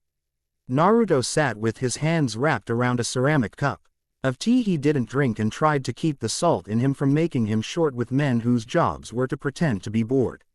Temari said nothing for exactly as long as it took to determine which words would get caught in which throats. When she did speak, she put 2 things on the table without apology, a formal Suna statement that maps were not defenses and a private Gaara observation that men who built cages around gods rarely stopped at gods. Karen laid down the broken nodes like bones at a reading, diagramming with a pencil on a city map. "These are not based on any Uzumaki design we would claim in public." She slid her eyes to Naruto. "Privately, I'll say it, their error is rage, not math. Whoever stole our framework made the power punitive." The daimyo man sniffed. "Punitive has a place in tax code," Temari said blandly. "Not in devices you point at harbors." Mei's smile reappeared like the safe return of a dangerous pet. "We'll retain these, happily, and deny you brought them, happily." She shifted her attention back to Naruto. The room did too, in the way of rooms that know where the heat has shifted even if the fire isn't flamboyant. "You will not raise storms in my bay unless I say please," she said. "I would prefer not to," he said, and let the sincerity sit unadorned. "I will lower them, if they arrive." "Good," she said simply. "Then you may continue making my harbor famous for the wrong reasons in the correct ways. I want the purifier tech mapped. I want to know who they buy paper from. I want their breakfast menu." She turned her wrist, bracelets chiming. "Stay tonight. Then be gone before anyone convinces themselves to be brave." Naruto stood when she did, and the rest of the room followed the chain of permission all the way to their feet. In the corridor, Karen leaned lightly into his shoulder until he hedged a step left so she could maintain the contact without admitting she wanted it. "That was fun," she said flatly. "Your favorite word," he said. "It is when a room full of men realize they have to count your existence in their math," she said. Then she tilted her head, listening in that way that meant not this room. You've been noticed. By who? Tamari asked, fanning the air like it had been suspiciously humid. Everyone who thinks blessed ink is a personality trait, Karen said. And someone with a very expensive scrying lattice 3 miles out to sea. Naruto didn't look toward windows. He didn't need to. He felt a pressure on the horizon like someone tugging a thread tied to his name. We have the afternoon, he said. We use it. To do what? Tamari asked. Chin already pointed in the direction of the answer. Walk the city, Naruto said, rolling his shoulders as if shrugging off a cloak. And keep it quiet for 6 hours. They'll hate that more than any speech. You're infuriatingly right, she said. It could have been flirtation if anyone involved had cared about being heard. They cared about roofs and shelves and women selling eel rolls who didn't need to raise their voices. They made the circuit that every port really is beneath its flags and titles. The rope sellers who would tell you who was leaving in Uri by how much new line they asked to buy. The dock cats who knew which ships were unlucky. The shrine built into a pilaster where sailors left dull coins and fishermen left sharper ones. Isaribi foe. Owned a woman who could fix a net with one hand and a story and stood, unexpectedly still while old, nimble fingers corrected the muscle memory of a girl whose hands had been used for running more than mending. Karen got 3 signatures of interest in one recipe. Tamari parried 2 ministerial aides who tried to invite themselves into relevance. Naruto tuned 2 fountains because the water was calm, plaining at each other and people were pretending not to hear it. He paid for a plank he'd broken in the warehouse by rebuilding the stall around it with Kuretsuchi voice in his head making fun of him for not knowing how to shape stone. He didn't raise his voice. He did help. It was not dramatic, which made it useful. Night lay down, the kind that opens the throat of a city so it can eat and laugh and fail privately. May sent a tray with food that revealed she'd had someone listen and write down who hated what tastes and who pretended to. Al brought 2 maps and 3 warnings. Tamari leaned against a doorjamb and listened to the ocean name its moods. The scrying pressure on the horizon sharpened. Karen looked up from her maps with the peculiarly still expression she had before a good swear. They're triangulating, she said. Not here, out there. Uzushio, Naruto said. Deep, she said. Colder than the last time we looked. The purifiers don't have the patience for cold. The man paying for them does. Dazai, Tamari said, as if trying out the name on her tongue to see how it felt to spit it later. Lady Kana, Karen corrected quietly. He commands. She believes. Naruto rubbed his thumb over his palm where the pearl scale had melted. It didn't itch. It hummed, small and constant, like a song you aren't done with. We go home, he said. We go down. Tamari snapped her fan closed. I'll stay here and make sure the knives behave. Send me a list of your mistakes so I don't have to guess which ones to cover for. Subtle, he said. I am a diplomat, she said, and the corn of her mouth did what competence looks like when it gets to be a person for a second. Isaribi lifted the bag of nodes Karen had taken. I'll sleep on the boat, she said. Under the hull. If something touches the water wrong, I'll know before it decides whether it meant to. Karen made a face. I hate that that's smart. A terrible precedent, Naruto murmured, and that got him Karen's first honest laugh since noon. They slept in shifts. The city breathed around them like a large animal that had agreed not to roll over. Out beyond the mouth of the bay, a neat line lifted anchor without both earing to sound like anything but inevitability and slid north. On the steel belly of a flagship that chewed horizon, Admiral Dazai poured tea into a cup too small for his hands. He didn't raise his voice. He never needed to. Men leaned closer without knowing they did. We have our vectors, he said. Lady Kana stood without moving for a long time. The shard in her cage sang, not loudly, in the W. I small things get louder when your attention has nowhere else honorable to go. She was not big, not etched in theater muscle the way some leaders like to be. She simply looked like a person the LD had failed to teach humility and had stopped trying out of respect. Whirlpool Country's deepest ring, she said. You'll break stone older than your grandmother's name and you'll do it with reverence. It wasn't a request. Reverence, Dazai said, as if saying, moisture, while standing in the rain. Kana let the shard's music pool in her palm. For a heartbeat the air in the cabin changed. Shish. Ape-like hunger made of fog uncurled behind her chair and then denied it had. Something woke, she said, and her voice had, for the first time, a hair of wonder threaded through iron. Not because it was called, but because a boy asked the water to consider mercy and the water remembered that word. Dazai set the teapot down, the clink small and precise. We'll teach it the other words. Lady Kanna watched the dark. We will teach it to be quiet, she said. If it refuses, we will teach the boy. The flagship swung onto a bearing that would put it, given patience and money, over the oldest SC. The sea had left in the body of the world. Below them, currents packed like muscle. Above, the sky considered weather and decided to wait until morning. In Kurigakure, Naruto sat on a dock with his feet in water too cold for common sense and watched the lanterns move. He felt the scale hum once and then settle. Tomorrow again, Karen asked from behind him, not looking at him because it would Avenue made it a moment neither of them had time to carry. Again, he said. He curled his toes in the cold until ache turned into clarity. The city sighed around him. The sea didn't bow, didn't threaten, didn't coax. It pressed close as a shoulder against his knee. He didn't command it, he asked. It didn't obey, it held. He could live with that. Chapter 2 end. Chapter 3. Black flags, white waves. They left mist before the harbor woke into its full gossip. The water outside the bay lay flat as hammered tin, the kind of calm that always feels like something else's idea. Tamari took the tiller while Naruto and Karen laid a quick web of tags along the cutter's ribs, quiet reinforcement against what they both knew was coming. Isaribi perched on the bow like a second figurehead, eyes on the paler band.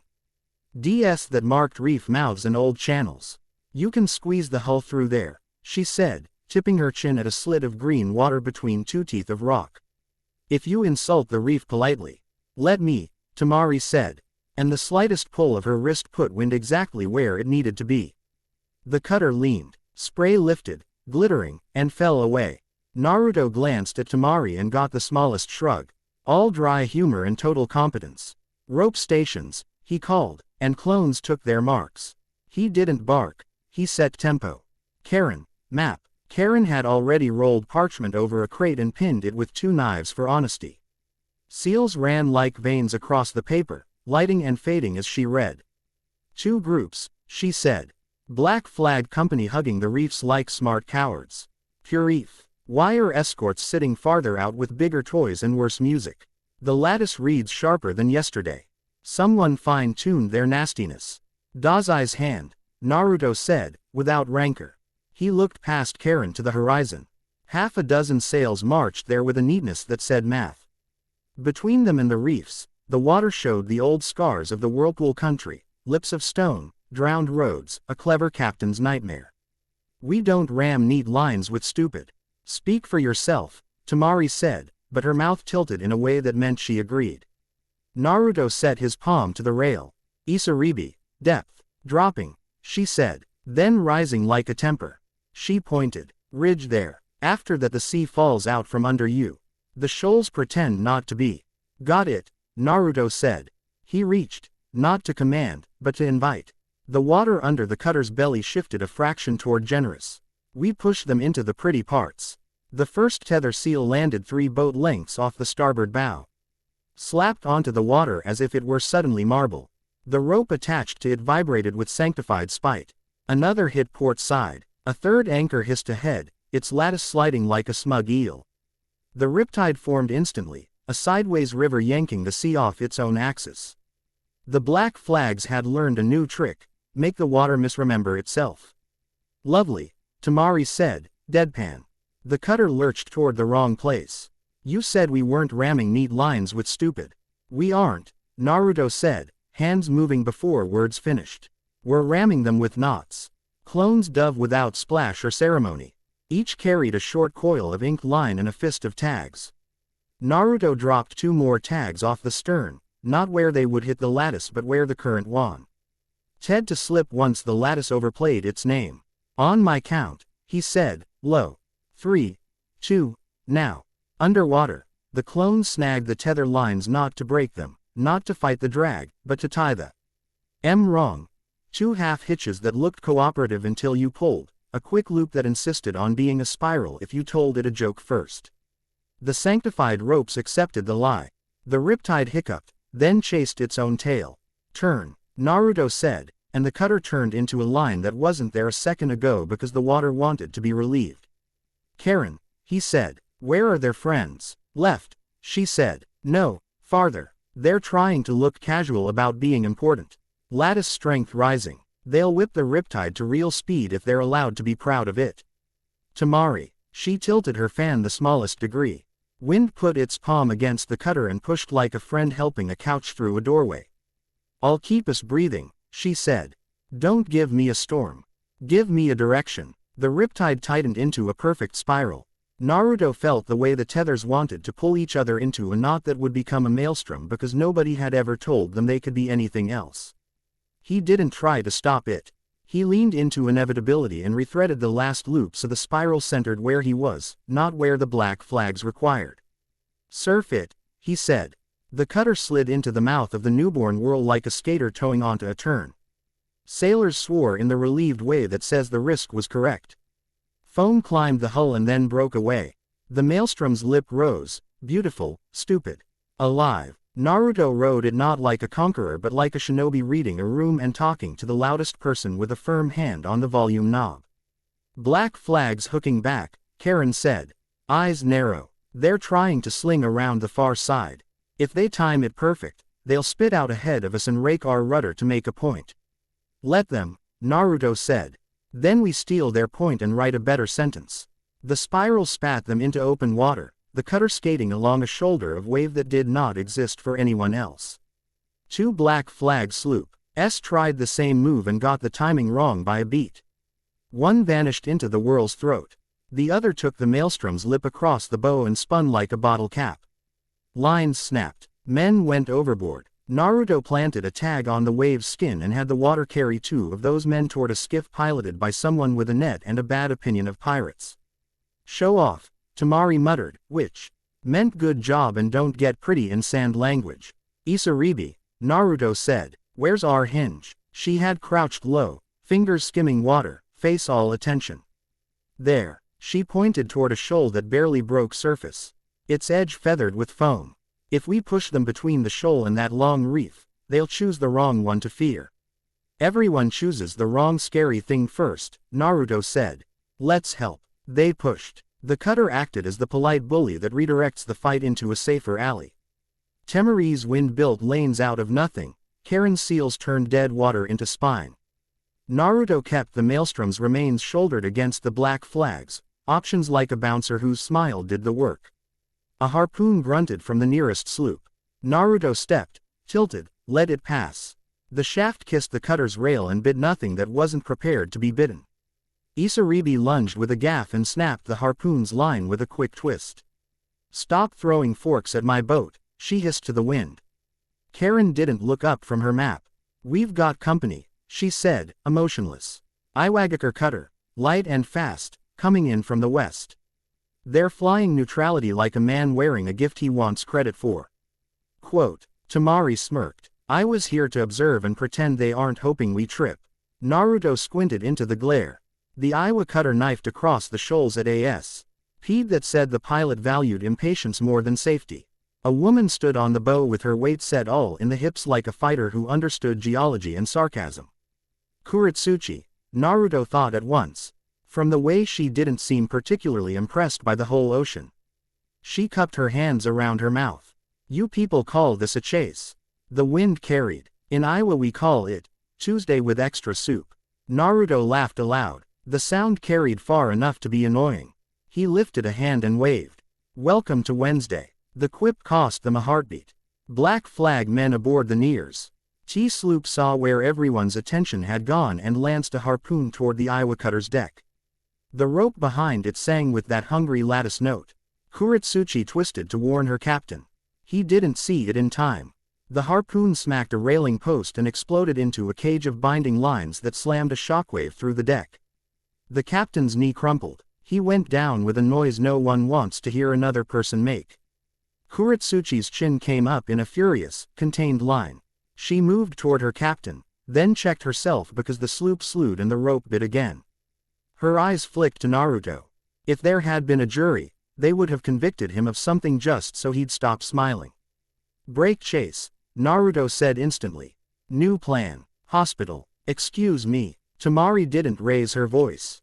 She just sliced it finer. We stop, he said. We make the water bring them to us and treat who can't walk. The flagship can run for now.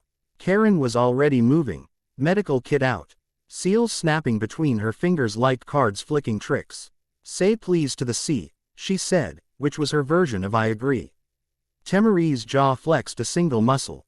Naruto. They'll die if we stretch ourselves long for glory, he said. He didn't justify, he didn't preach, he just pointed with his chin at the smoke already climbing from the Iwakutter's deck and the way the black flag line was drifting toward using civilians like armor by accident. We fix people first. There was a beat where the world waited to see who he was exactly. Temari took it, breathed, and turned the wheel without argument. Fine, she said softly. Dangerous, but I get to be furious about you being right. Isaribi had already slithered over the side to scramble up onto the Iwakutter's hull, bare feet and fingers sure on wet wood. Naruto threw 3 tags into the water and yanked. The current slid under the injured boat like 2 big men getting a friend onto a table. The cutter steadied. Kuretsuchi's captain tried to stand and failed. Naruto's clones descended onto the deck with the calm of a practiced kitchen, fetching clean water, splitting rope with a kind knife's efficiency, getting in every on ease way only if it made things go faster. Karen knelt and bit a thread, spat, and pushed chakra into bone with 2 hands and a curse that sounded like love disguised as math. Kuretsuchi hovered like a blade that hadn't decided what to cut. We're fine, she said, which was a lie that had done good service in her life. You're proud, Naruto said, cheerful, which was not the same as unkind. Different word. She swung toward him. And you're, what, nice at pirates? I don't like drowning as a form of pedagogy, he said, and pushed his sleeve up, seals on his forearm flaring faintly as he rode a pressure line into the deck that would keep more shocks from traveling. She opened her mouth to retort. A second harpoon hit, slammed into the opposite rail, and blew the deck inward. A deckhand screamed. Naruto didn't even look like he'd flinched. He simply moved, planted his palm on the far boards, and took the line of force into his shoulders so the sound died before it reached the captain's spine. Kuretsuchi saw it, saw the choice he'd made about what gets to hurt, and her expression lost a layer of sarcasm. Fine, she said through her teeth. Hospital. Temari's wind went suddenly soft and complicated, turning a hard gust into a breath across a field of wheat. The cutter's sails filled in a way that held the boat steady but not dumb. Black flags crashed against their own misjudgment. 2 sloops clipped each other and shouted bad strategy at their own reflections. Karen finished a splint with a mean flourish. Captain's leg is a mess, but not a forever one if he behaves. Which he won't, she added, looking at the man in question with brutal tenderness. So, you, she pointed at Kuretsuchi, tell him he has to. He'll listen to you if you say it with your eyebrows. Kuretsuchi snorted once, unwilling to admit that was correct and unable not to. She looked at Naruto again, as if revising a file with a pen she liked too much. Okay, Leaf, she said, offense ebbing. What's the part where we win and not just don't lose? Naruto lifted his face. Heat pressed, aimless and gathering, summer muscle drunk on its own sweat. The horizon to the south had gone the wrong color. The air tasted like the moment before lightning remembers it has business. He didn't have to name it. It named itself. The western sky bruised, cloud stacked on cloud in tired, furious layers. Far off, water wore a pelt of static. A typhoon, small as typhoons go, meaner for it, born wrong, chewing a line north straight for a village that held boats together with the kind of faith only years teach. Koryu's presence rolled like thunder thinking about whether to announce itself. The South King was there in the way the heat had hands and didn't know where to put them. The world held its breath for a decision. Naruto saw the geometry in one look. Ride the first wall of that storm, weaponize it, and he could aim the entire bruised mass at the Black Flag flagship. He pictured the flagship's mast shearing. He pictured it rolling and not coming back up. He pictured men and tech and all that neat line gasping like fish. He also saw the village. The way the houses stood with their doors braced open so people could run if they had to. The way old women set their teeth and put their shawls on anyway. The way children learned what fear smells like from the grown-ups they watched pretending not to. Don't, Karen said. She wasn't ordering him. She was naming the two choices so they became three. Storm the men, save the village, or be something smart enough to do both without lying.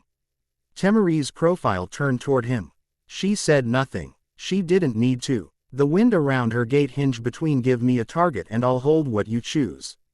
Kuretsuchi looked at him with the professional disdain of a soldier who had eaten too many speeches later called decisions. You're going to throw history away for a town with 5 boats and a soup stall, she said. No, Naruto said. He put both hands flat on the rail as if the wood were a person he respected. I'm going to give them a rainy season and then invent a new problem. He pulled in a breath and stepped into the heat. Koryu hit like a hot tide running in a bull's chest. Naruto didn't try to cow it. He bent it the way you bend anger into discipline. The storm's wall wavered and scowled. He gave it something else to do besides break, be rain, be reservoirs. Be taste on a farmer's tongue. Through his teeth he said, very quietly, not today. Thunder rolled its eyes like a large animal taught a trick it didn't think was impressive. The first edges of the typhoon collapsed. The core spun down to a sore-throated roar. Wind that wanted to smash roofs remembered how to be a blessing. The sky dumped its weight in water where it would sow. Ack into fields and barrels instead of into lungs. The flagship slid away. Half of Naruto's clones stared at the space it had been and swore in the same voice. Temari grabbed the wheel so she could arg. Yui with her hands full and not use them on him. You just let them live, Naruto said, and didn't posture. They were going to live either way. Now so do the people who don't have an opinion about our war. She fixed him. The hurt in her eyes wasn't disappointment. It was the fierce grief of a tactician who hates giving up a clean move. You didn't even try to split the difference. I did, he said, gesturing at the rain marching across the far shore. That's me splitting it. She held his gaze until the tiny treacherous part of her mouth softened. I hate that you're right, she said. I hate it with an elegance I usually reserve for better wines. Please save some elegance for this part, Kuretsuchi said, pointing with 2 fingers toward the reef line that Isaribi had marked earlier. We can still foul their escape if we stop pretending the only tools on the table are yours. Naruto looked at her. She met his look like a challenge meant as an offering. You have a reef in your pocket? He asked. I have lava in my veins, she said matter-of-factly, and leapt onto the rail of the Iwacutter post splint like a woman who trusted either her feet or the earth to be under them when she landed. She slammed both palms to the deck, then to the water, bridging through the boat instead of fighting it. The seabed answered in a thump felt more than heard. Heat boiled out of the deep, fat and ugly. A ribbon of molten rock unrolled in the channel ahead of the flagship like a tongue daring a king. Too hot, Karen snapped.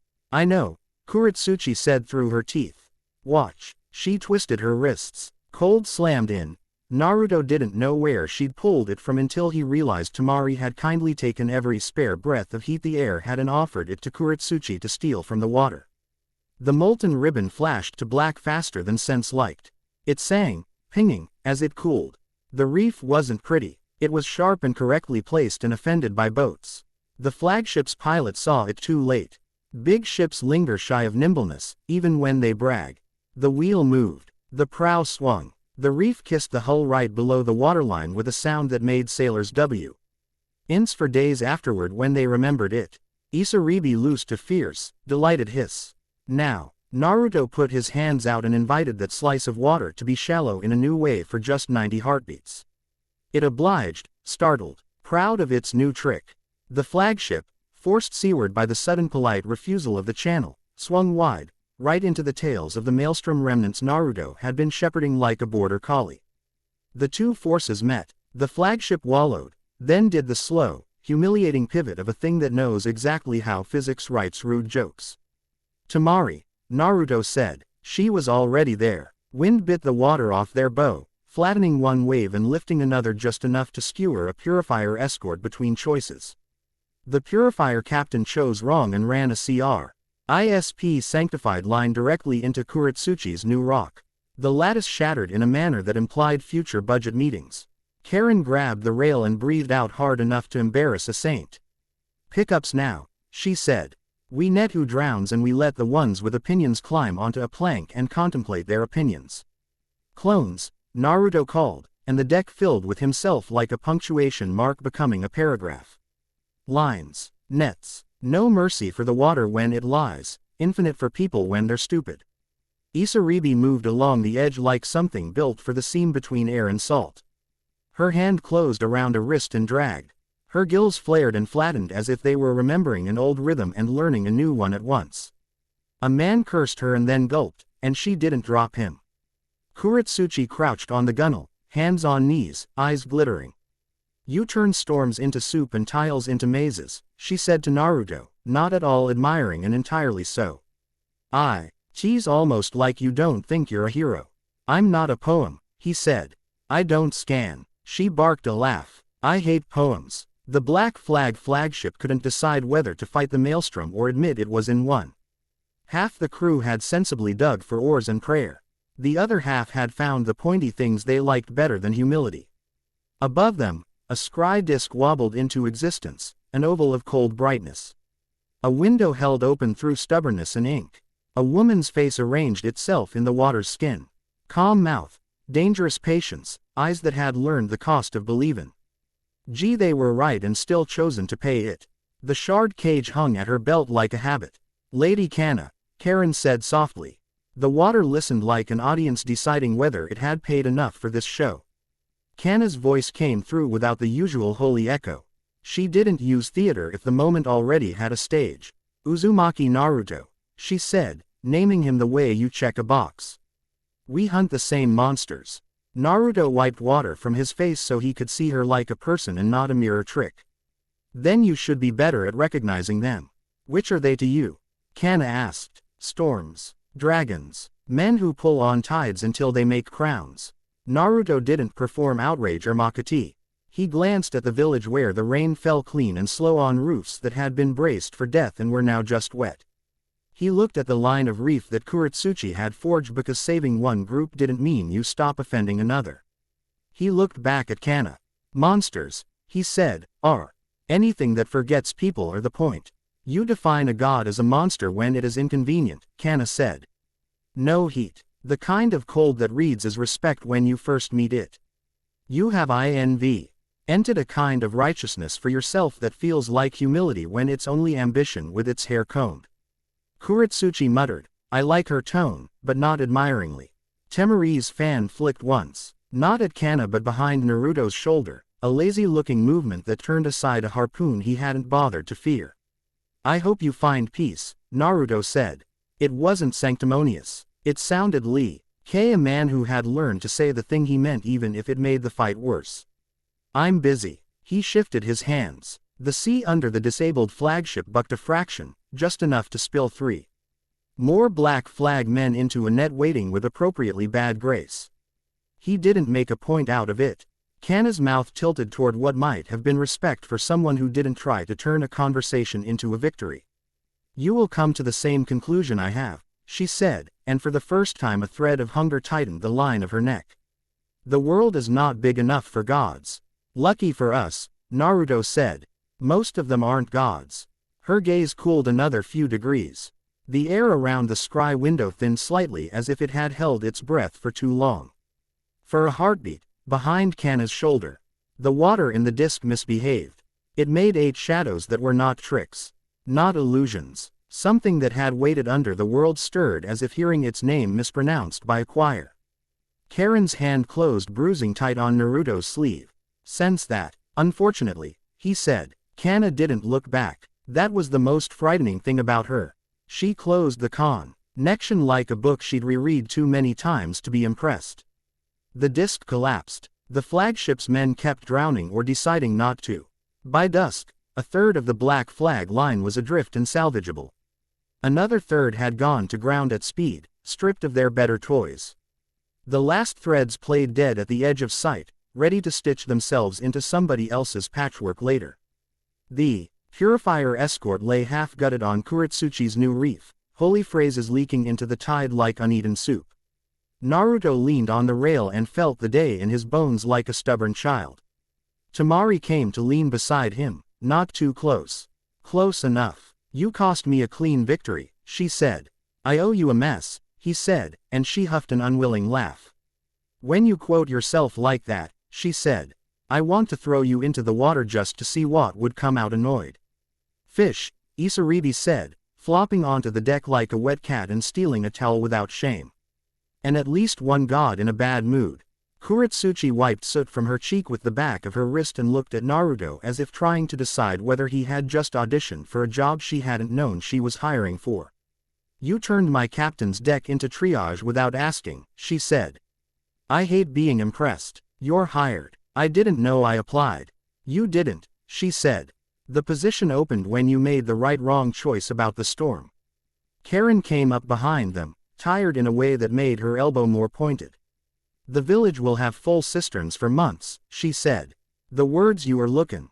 Gee for you all did fine and I'll make soup. Temari looked wounded. I have people for soup. Brag less, Karen said. The horizon held, temporarily empty of neat lines. The wind went honest again. Naruto watched a fisherman on the far shore stand under the rain with his head back, mouth open, as if he could drink the air. He put his palm to the rail. The sea pressed back in the way of friends who keep score but not grudges. Somewhere south, far under warmth and old current, something with too many mouths turned over in memory. Tomorrow, Naruto said, because tomorrow always came and beck. Oz saying it aloud made the work less lonely. Tomorrow, Temari agreed, hard and fond. Tomorrow, Kuretsuchi added, grudging and sincere. Isaribi didn't say it. She tucked a strand of wet hair behind her ear, watched the water with a protective suspicion that had nothing to do with fear, and nodded. That counted more. Night walked its feet up over their boats and made a shore out of lanterns. Men who had thrown harpoons at the wrong people breathed because a boy had decided not to aim a storm at their lungs. The sea wore the new reef like a fresh scar it would brag about later. Old things under the world listened harder. Naruto kept one hand on the wood until the tremor left his fingers.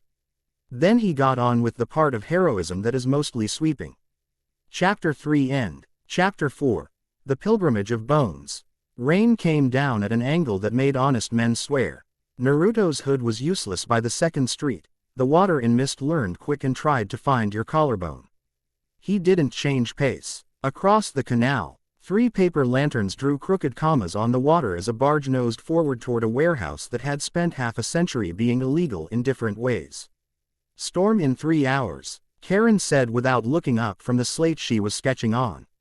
Not the kind you can ride. The kind that makes everything damp and foolish. We should be done by then. Just the way I like it, Naruto said. He breathed out to calm the itch under his skin that said the sea would be easier than politics. Status. She tapped the slate twice.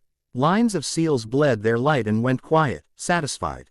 Temari's at the council with 3 signatures on her paper and 2 knives up her sleeve. If anyone moves to table the vote, she'll table them. Kuretsuchi's riding the forged chain with Isaribi. Last ping said they'd turn 3 floating kilns into regrettable bubbles and a priest fell into a cooling vat and learned to pray for practical things. Good, Naruto said. He watched Rai and bead on the rails of the Hamaya across the harbor. The dreadnought rode heavy, sanctified lines stitched into its hull like stitches in a wound you don't want to heal. We go in. Quiet. We get proof. Break what we can break without starting the kind of fire that burns houses we like, and you remember your lungs. Karen arched an eyebrow. If you pass out in a church again I will start a religion just to excommunicate you. He grinned, and the grin stayed even as 2 shadows separated from the base of a piling and became men with wet hair and bad intentions. He let them come close. 4 steps, 3, 1. Then he shifted his weight the exact amount it takes to tip a fight into comedy. The first man walked into empty air where Naruto's chest should have been. The second met the EDG. E of Naruto's wrist against his throat and politely reconsidered. Karen tapped both on the temple with 1 seal-covered knuckle each, the tags under their skin flashing once and then going dark. They went boneless without drama. Naruto hauled the men into a fish stall's shadow. The mackerel didn't judge. You ever get tired of being right? He asked. Every time I'm forced to be, Karen said, and moved. They took the canal under the eaves of shacks that leaned because men had built them while arguing. The Hamaya waited with the patient vanity of expensive things. If Kana loved anything, it was order. If Dazai loved anything, it was a clean line under the tally of the day. The dreadnought made both of them proud. Jump point here, Karen said, and Naruto didn't ask how she knew. Sensors Lee. Keiher learned a city's pulse by listening to its alleys breathe. They slid off the key into rain-burnished water. The cold was the kind that teaches your ribs how to lie.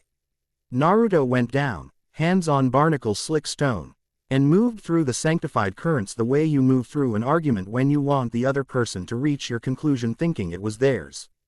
The Hamaya's gut felt like a cathedral belly. Ribs of black wood, beams hammered into righteousness, bells along the keel that sang without sound if you had the wrong kind of blood. Naruto felt the bells pick their teeth on his seals and smiled with more tooth than the moment required. Karen touched his wrist. There, the press of her fingers said. He put his palm flat to the hull, thought of warm bread and dry floors and not dying in wet corridors. And the water lifted them. They came up in a bilge gone tidy on purpose. The deck above thrummed with careful feet. Karen pointed once, and they were moving down a narrow passage lined with prayer stubs pinned to the wall like receipts. The ship had the flavor of something built by engineers who had convinced priests they liked incense. 2 turns, 1 ladder, 4 heartbeats holding breath while a pair of guards argued about whether eel was more likely to kill a man raw or cooked. Raw, but only if he deserved it, and Naruto heard it, humming, too even for people, too human for machines. He felt the hairs rise along his forearms. Karen, he breathed. She had already gone sharp. Cell block, she said, as graceful as anger gets when it has to pick up its skirt. Children. He followed the hum into a corridor that smelled like copper and soap. The doors were good doors, the kind that made men feel they'd done right by the locks. Naruto didn't touch them. He looked through the slots. They had shaved the children's heads because it looks cleaner in official reports. Wires glinted at temples. Fingers tapped patterns on knees because the body keeps trying to be a drum when it's scared. 8 beds. 9. 12. Eyes too dry for crying. Voices stitched into one sound, the pitch engineered to make devices remember notes no sane hand should write. 1B. Oi's gaze slid across Naruto and did not stop. Not surprise. A not flinch. You're not supposed to be here, the boy said in a voice with salt scraped out of it. Yeah, Naruto said, but I'm terrible at supposed. The boy's lip tried to be a smile and failed. They said we hum so bad things can't wake up hungry. They lied. Karen said. She had the door open before Naruto saw her move. Uzumaki seals are arguments. Hers made the lock give up as if it had always meant to do that. Inside, the hum quivered. Naruto kept his voice low, easy, firm. We're leaving. On my count, you stop humming and breathe with me, okay? Just for a second. Then we start again when I say. No tricks. He put his hand on his own chest. Like this. They watched him with the kind of attention small people give when they are made to bear big ideas. He counted. They stopped. The room's hardware fizzed like a frustrated mosquito. He counted again. They started. The machines let the world be world. Good, Naruto said. He could have cried from the smallness of how much that mattered. Alarms in 20 seconds, Karen said softly, without looking up from where she was making wires behave. I can't lie to the ship. Longer than that without making it suspect its own floorboards.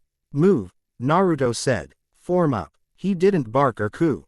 He used the tone that makes people remember they know how to put one foot in front of the other.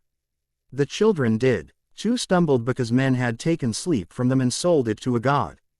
Karen took one under each arm without looking like she thought about it. They made the furs. Chi turned before the sanctified bells began to speak. They didn't ring the way mortal bells do. They vibrated bones in a miserable register. The ship flexed around the sound. Naruto felt it move like AC.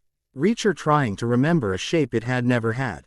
Left, Karen snapped. They went left. 2 guards came into the corridor at a run, prayer beads swinging. Naruto met them with an economy that would have made a monk weep, heel to knee. Palm to ear, forearm to sternum, pain clean and temporary. The guards fell without breaking. Up and out is cooked, Karen said, breath even. Sanctum is right. Right it is. Naruto glanced at the boy who had spoken. You got a name that isn't a serial number. Tsune, the boy said, eyes flat with the effort of not being more child than boy. Good. Tsune, you're my echo. If I go left, you go left. If I fall down, you go over me. If anybody tells you to stop, don't. Tsune nodded with the dignity of someone who had never been given a job that was his and liked the taste of it. The others took strength from it like tired swimmers catching a current. The sanctum sat where any engineer who'd learned to make priests happy would put it.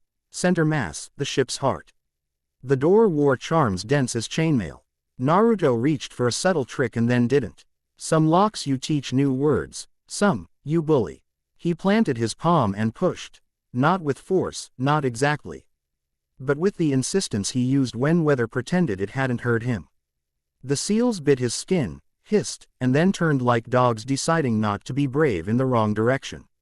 The door opened. The room inside smelled like burned herbs and clean metal. In its center, a cage made of more math than wood hung from chains. Panels of lattice slotted around it in halves and quarters. It wasn't finished. It was bad enough. Lady Kanna stood with her hand on a pulley rope like a woman ringing a bell for service. Threads of water hung in the air around her, cotton still as beads on a string. The shard cage at her hip hummed as if pleased something had finally come within hearing that would speak its language. Men in white sashes waited with the patience of people rehearsed within an inch of their beliefs. You can't build a church in the middle of a drowned city, Naruto said. He didn't know he was going to say it until it left his mouth. Kanna didn't blink. You are fond of telling water what it can't do, she said. The shard's hum raised a hair. We're not building a church, Uzumaki. We are building a boundary. Between what and who? Karen asked, voice calm enough to be cruel. Between appetite and food. Kanna's gaze cut to the children like measuring tapes. She didn't linger. They weren't her argument. They were a tool. You have woken things by making them feel important. You won't be the first man to enjoy being the axis the world arranges itself around. Naruto shrugged as if she had asked if he wanted sugar. You don't know me. I know hunger when it puts on charity's cloak. Kanna lifted the shard. Help us lock your dragons. Then you can be kind and go home. The words hit like a bowl of hot milk pushed at a soldier. Warm. Wrong. Naruto could have made a speech. Tamari would have. He didn't. He looked at Tsune. He looked at the kids holding each other's sleeves as if sleeves ever stopped anything. He looked at the lattice that wanted to be a cage because cages are easier to maintain than promises. No, he said. It wasn't defiant. It didn't rise. It sat honest in a room that disliked honesty. Kanna studied his face for a long, hateful second. But the hate belonged to his answer, not to him. You'll choose the world, eventually, she said. It's only a question of how many bodies you step over while you figure it out. Been doing my best to step around, he said. Tonight that means taking your keys away. He moved. Karen threw two seals from opposite sides of the doorframe. The air between them snapped like a jammed zipper. He first two priests jerked as if insulted by a god. The third grabbed for the pulley rope out of reflex. Naruto cut it with the edge of his hand and the cage sank half a foot, chains complaining in a register that wanted to be scripture. Kanna didn't shout. She lifted her free hand and opened the shard cage. It opened like light looks in bad dreams. Sideways, hungry, wrong. The room's air changed. The ship's ribs remembered things older than men. Naruto's mouth tasted like iron and old songs. The children covered their ears though the sound was not a sound. The water hanging in threads thickened into cords. Around them, the sanctified bells began to chant. Go, Naruto said. Karen, take them. You'll get sanctified into paste, she snapped. I'll meet you at the south vent. He aided an order because she'd argue if it wasn't. Isaribi will feel the water change if I'm late. She'll bite me and drag me home. Karen bared her teeth at Kanna with a look that promised math later. Then gathered the children with unpretty efficiency, Tsune at her shoulder like dignity's shadow. They vanished through a door Naruto had not seen until she told it he needed one.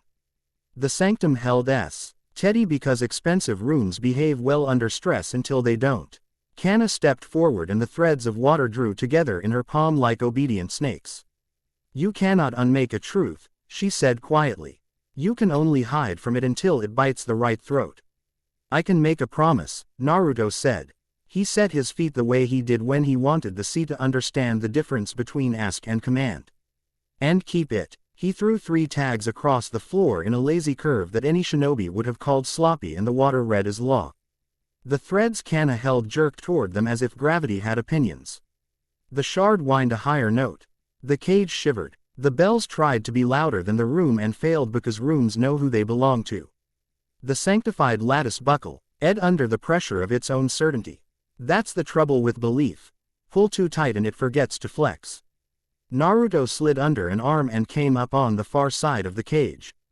He put his palm against the wood where the math was densest and pushed a whisper into it, remember your wood.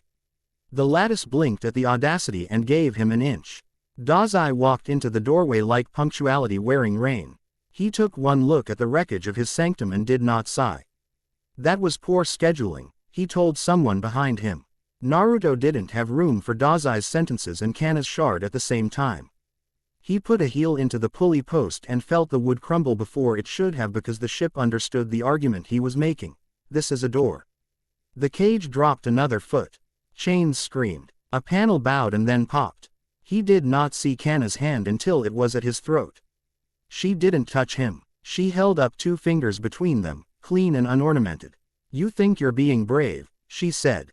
All you're doing is making it messier when we do this without you. He could have said something cutting. He didn't. Maybe, he said, but the mess will have more people alive in it. Behind him, something popped. The cage's innards slid out of True. He stepped back. The shard in Kana's palm flared, then dimmed, as if embarrassed by how much attention it wanted.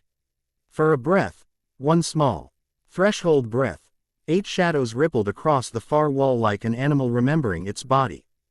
Dazai saw it, his mouth thinned with private arithmetic. That will be expensive, he said to the air, meaning the future. Naruto put his hand to the water and asked it to bear him out. It did. The floor between him and the door surged just enough to shove him backward as if an old friend had pushed him down a hill. He went. He didn't pretend he'd fight his way out of righteousness. Karen met him 3 corridors later with her hair stuck to her head and her mouth set in the kind of line that means someone has just been brave near her and she intends to punish them for it later by making them drink tea. Up, she said. Left. And your shoulder is bleeding. Later, he said. They took the bilge like it was a throat trying to close. Water shoved at them. Karen swore poetry. They came up under a key that had excuses for pillars and broke the surface 30 yards down channel from where they'd gone in.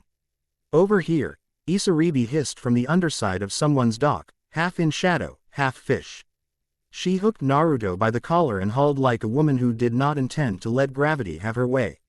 You owe me rope lessons and a lecture, she added, breathless. And you owe me both lungs, Karen said, jamming 2 fingers into Naruto's shoulder to stop the righteous leaking. He gritted his teeth and didn't waste their time by being dramatic about it. Rain skittered across the canal. Behind them, the Hamaya's bells settled into a smugness that made Naruto want to break something small and satisfying. Tamari, he asked. Karen pressed 2 seals into his wound, then another, then nodded once when she felt the prickling itch of the skin setting. She sent a runner. The council is pretending it made the vote before she walked in. She slapped exactly 0 people. I am disappointed. Good, he muttered through his teeth, and stood. May arrived with the rain, because of course she did. Fluttering a paper fan she did not need and wearing a look that promised generosity with knives. You flood my alley, knock holes in my ship of state, steal my prisoners, and leave me a box of nodes I'll deny I have, she said. Shall I bake you a cake or gut you and use you as incense? Cake, Naruto said hopefully. You will get a lecture, she said, and then the smile flashed, real, brief. And the cake, if the lecture goes well. The children, Karen gestured with her chin. Down the alley, a line of small bodies moved under cloaks. Tsune walked 2 steps ahead. Becca. Use Naruto had told him to and he had decided orders that made sense were the only ones worth obeying. Ao loomed behind, both hands obvious and empty, because you don't scare rescued children with important men. May's face softened along a plane that had not softened since she was a teenager.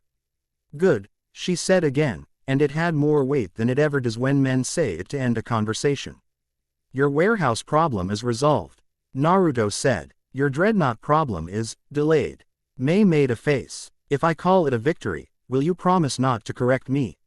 Yes, Naruto said. Liar, she said sweetly, and touched his chin with her fan as if to tilt his face into better light. Go home before I make you clean. They left before morning's gossip could set. The sea outside mist had the long, gray shoulders of a sober man. Tamari walked with them as far as the harbor mouth, wind tugging at her hair until it realized it would be told to behave and did. She didn't do the soft goodbye that villages like to practice. She gave Naruto an expression that had the same strength as an embrace and none of the fuss. I can hold the knives, she said. Don't make me hold your weather too. I won't, he said. But I'll leave you a window open if you get bored. She snorted. I am never bored. I am often thirsty. She flicked her fan toward the east where the sky was the color of tin wet down with milk. Bring me a story to drink. I'll bring you a mess, he said. Good, she said, and their hands didn't touch because that would have made it a scene neither of them wanted. The cutter slid along a skin of morning. Kuretsuchi crouched on the foredeck, tying her hair up with a strip of cloth and swearing quietly at a knot that thought it was funny. Isaribi sat on the bow with her feet in the water, toes breaking small rhythms without trying. Karen sprawled over a crate of nodes like a dragon used to dozing on things she hated and kept around anyway. The ruins of Uzushio rose out of the water like the ribs of a thing too old to remember being whole. Naruto had grown up with Konoha's neat streets and loud festivals. Uzushio's broken teeth felt like an older kind of truth. The spiral runes carved into what used to be a gate now wore seaweed-like tall tales. Down there, Karen said quietly, pointing toward a hole that wasn't a hole until you put the idea of falling near it.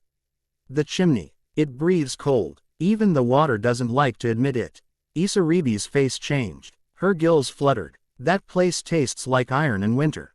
It's where the air turns into a knife, Kuretsuchi said, unworried. We're going, Naruto said. They anchored the cutter to a ring that should have rusted away a generation ago. Karen attached a line to Naruto's belt because love and caution have the same hands. Isaribi slid into the water with the smoothness of a kid dropping off a dock and cursing she'd been caught. Kuretsuchi grinned sharp and left her boots on deck out of respect for the structure of her feet. The chimney didn't want them. That's how he knew it was the right place. The cold came up from it not as temperature but as refusal. Naruto went in first. He fed chakra to the membrane over his mouth and nose and felt it take, thin as a promise, and hold. The world squeezed. Light fell away. The sides of the chimney were not stone. They were something older, pitted and smooth. The wrong texture. Naruto touched it with his fingertips. It felt like teeth. He did not tell that thought to his stomach. The water pressed. The pressure didn't increase the way it should have. It changed quality. At some depth human measures don't help. Naruto breathed and counted and kept going until counting didn't do anything but give fear something to eat. He found the ledge with both hands and no eyes. Karen's line went slack and then taut in a language the two of them shared.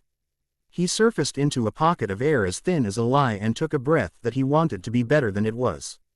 It tasted of iron and something like memory. The cavern beyond the ledge made no sense. It was too large to fit under the city he knew, and too old to care what fit. Ribs of black material arched overhead. The floor was a shelf of stone, carved in spirals. In the middle of the shelf a shape sat like a mountain that hadn't decided which way was up. It opened one eye. The pupil was deep. The whites were not white. The feeling of looking at it made Naruto's shoulder blades itch. Kokuryu, he thought, and the name did not make it safer. The North King didn't ripple water or exhale fog or make a crown out of ice. He sat. His weight was a statement. I will not move for your comfort. The cold that bled out of him wasn't weather. It was memory. It felt like the moment after. You make a promise you meant and realize what it will cost. Naruto stood. He had no plan beyond not performing and not making it about himself, which was, as plans go, the only one that ever works with old things. He set his palm to his own chest. He felt his heartbeat stall and then climb to meet the moment. Kokuryu's gaze pressed. The pressure spoke in pictures and in a grammar his bones recognized. It showed Naruto as conqueror. Storms kneeling, ships kneeling, men kneeling. It wasn't tempting. It made him tired just to look at it. He shook his head once. It showed him as martyr. Body on rock, water making a monument out of meat. The harbor would sing about it and be no safer the next day. The children with wires in their heads would be told they were lucky to be used in a story. He wanted to spit. It showed him as coward. Hands off the wheel, smile wide, letting the world drown with compliments in its ears. He flinched at that one, because that's the lie you tell when you're afraid of the honest work of choosing. He lifted his hand a little and spoke aloud, because some promises deserve air. I won't call for when protection will do, he said. I won't spend lives I won't grieve. I won't ask the sea to do what I won't step into first. His voice sounded small in the cavern and exactly as loud as it needed to be. I will make decisions that leave the most people alive, even when the stories hate me for it. And when I fail, and I will fail, I'll show up the next day and fix what I can without pretending that makes it clean. The cold pressed harder. His teeth ached. A heartbeat. He tasted salt and missing porch steps and the way his old apartment used to smell on the first hot day of winter. The cavern held its breath. Then the pressure eased. The cold didn't go away. It accepted him. The way a mountain accepts a trail. Not because it wants to be walked on, but because it recognizes a necessity. The weight of Kokuryu's attention shifted from question to oath witness. Naruto's breath misted when he exhaled. A strip of frost stitched across the knuckles of his sealing hand, neat as lace.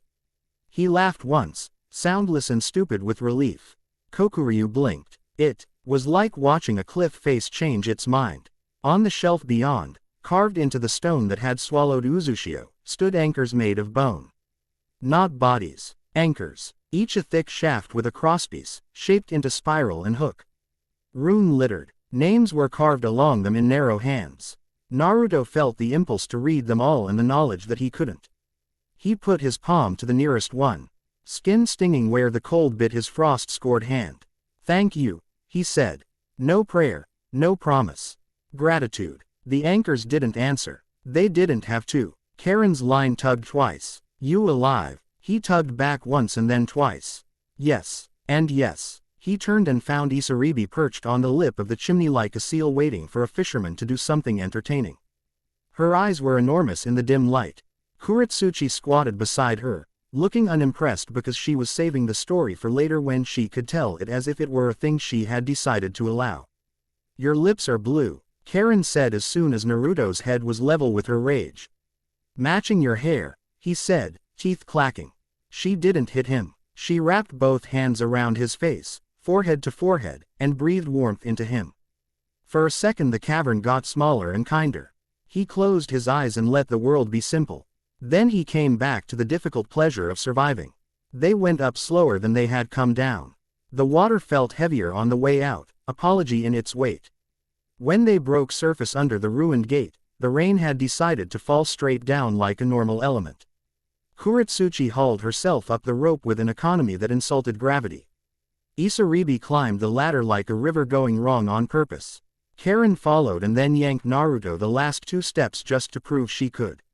He sprawled on the slick stone and laughed because he hadn't fallen to his death and because sometimes laughter is the only thing you can do with absurdity that doesn't make you boring.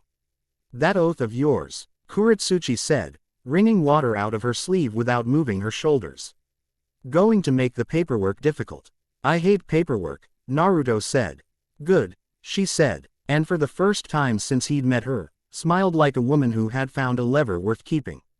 They made camp at the edge of the ruins because going all the way back to Mist felt like an argument with the day and they were out of words. They rigged a tarp between 2 teeth of stone and built a small, illegal fire that the rain tolerated out of curiosity. Karen wrote, slowly, carefully. Diagrams spiraling into one another like a mind building a bridge.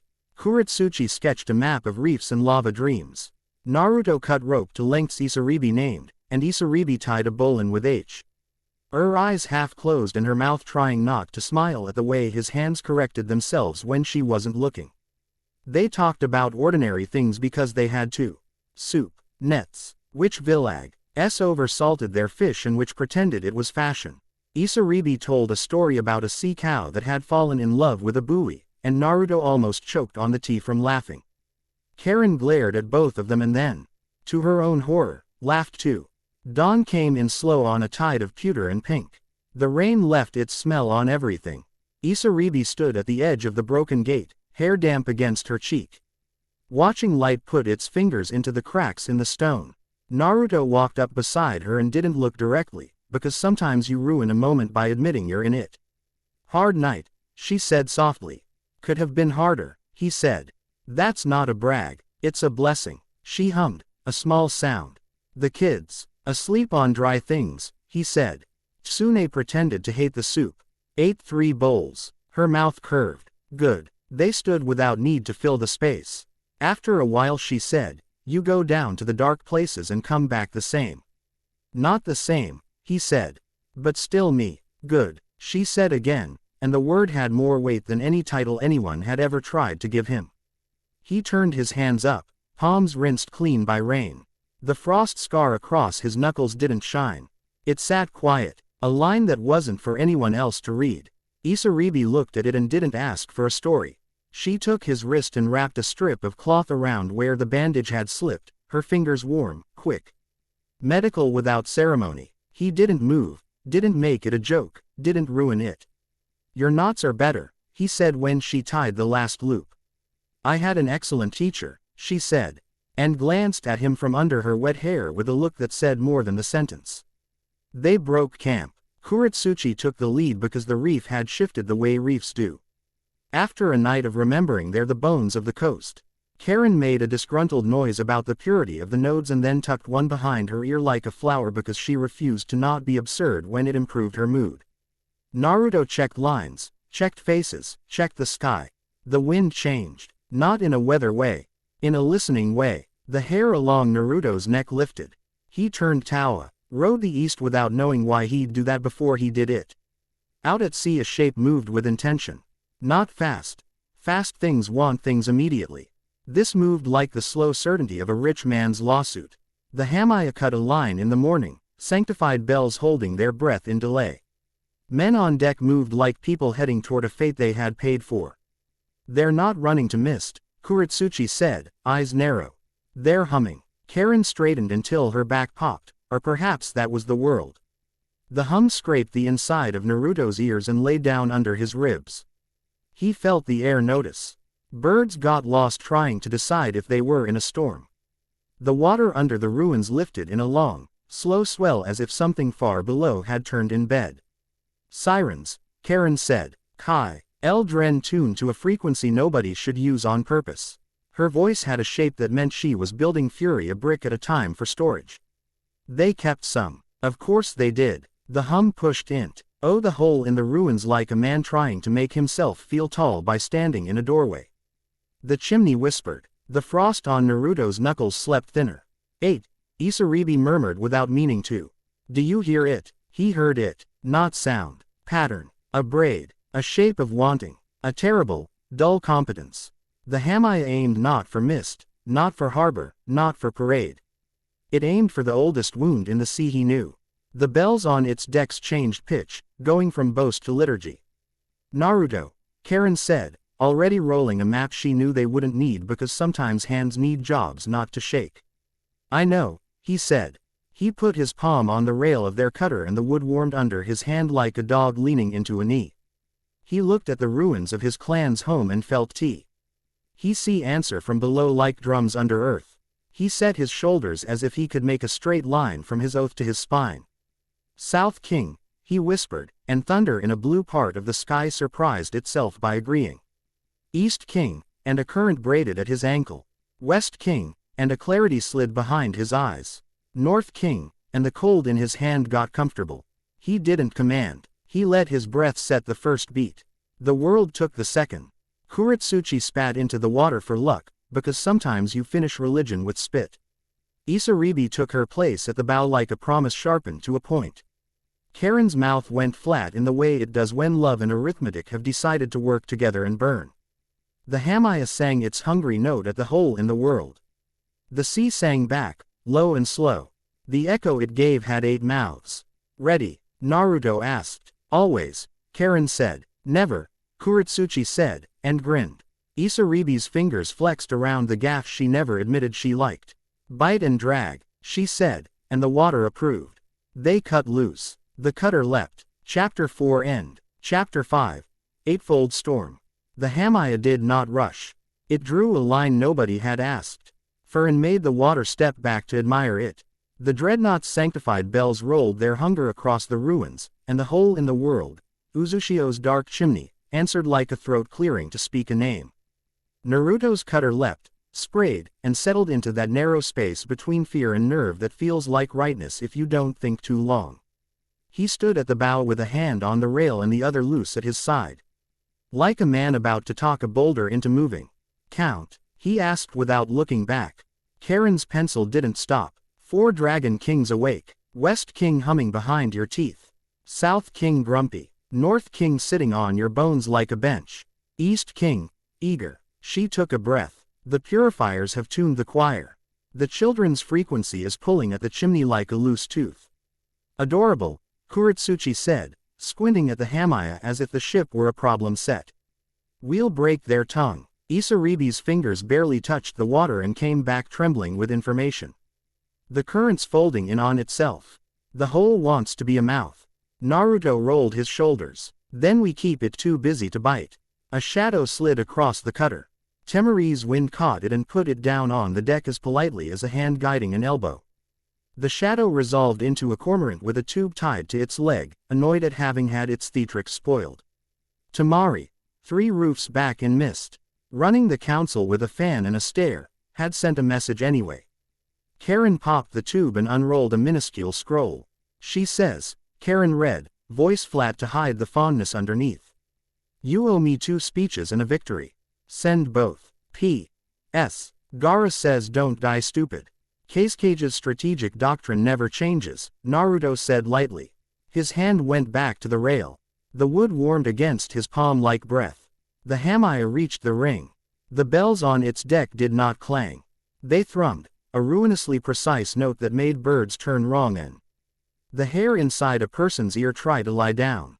Children, those not stolen from temples were stolen from villages, and none had been given a choice, stood with their mouths closed and their throats working. Wires stitched at their temples glittered with piety nobody in this crew believed in anymore. Lady Kanna stood at the centerline, still as a stone you could build a city around.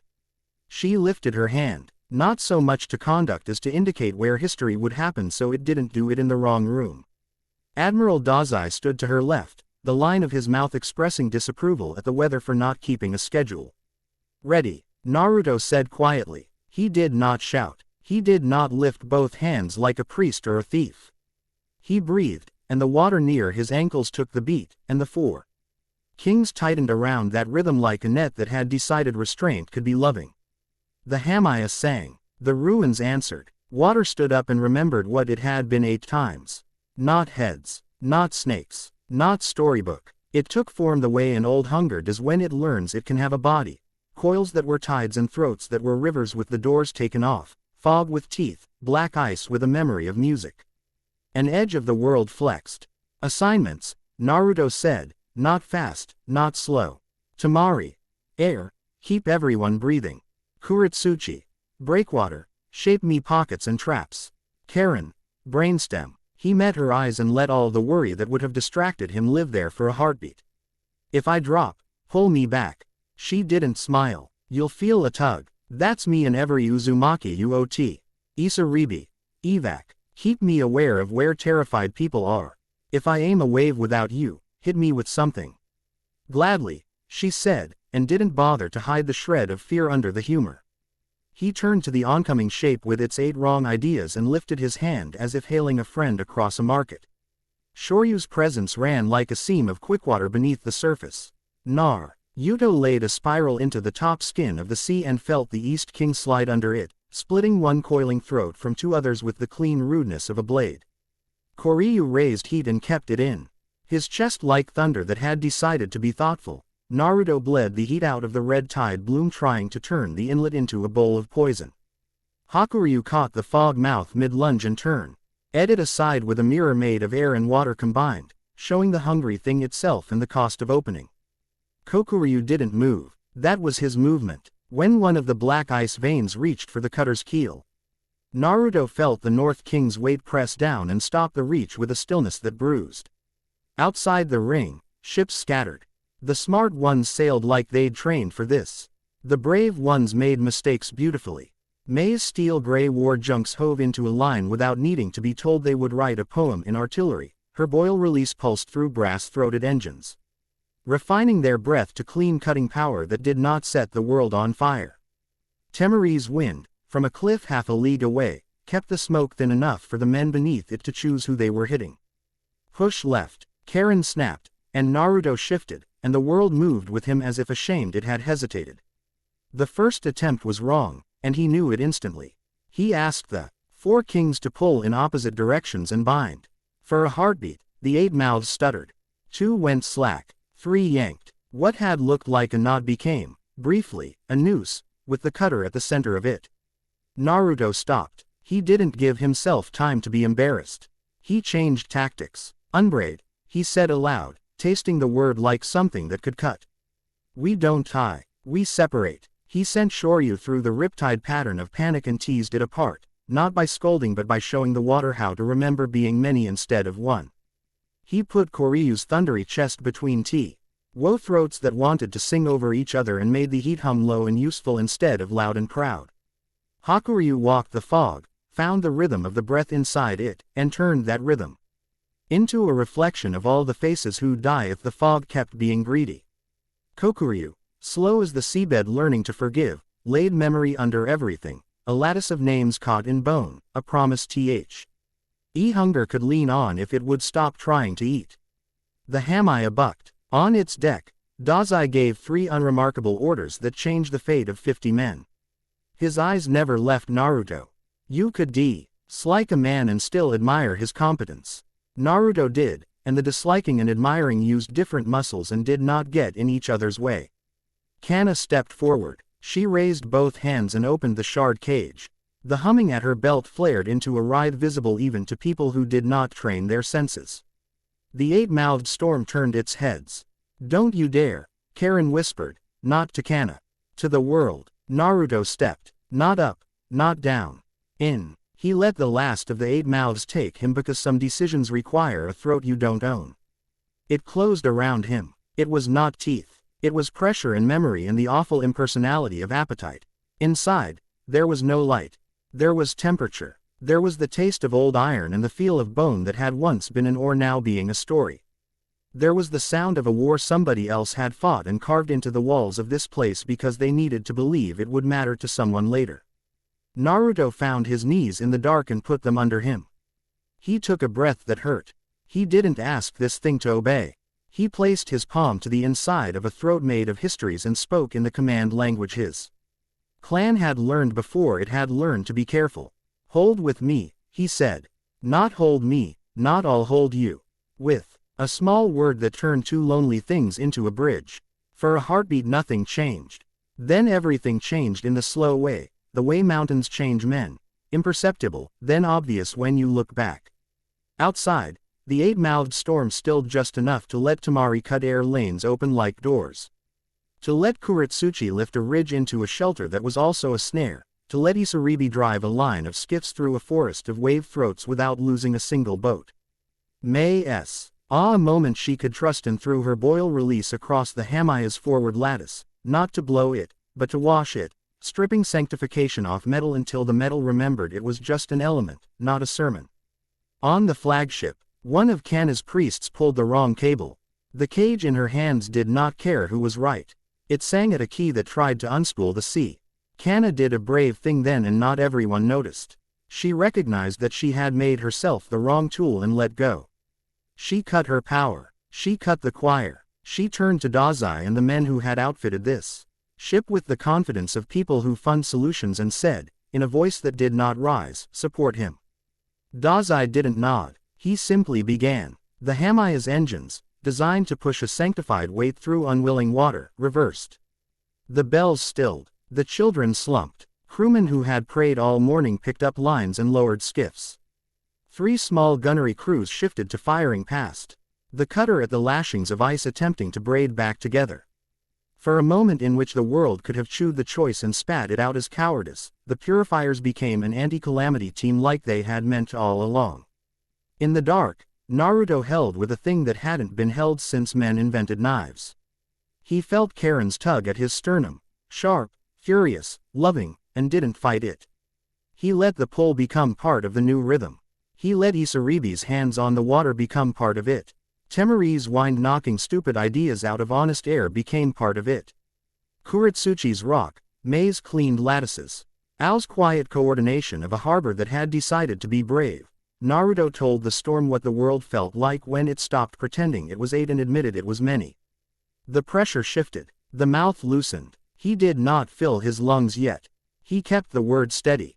With, outside, the last of the eight mouths uncurled, unimpressed, angry at not having gotten to finish an old sentence. It reared to bite. Kokuryu laid a memory lattice under its belly, a net of bone anchors and cold oaths, and Hakuryu tilted a mirror above it to show not itself, but the fishermen whose names the anchors wore.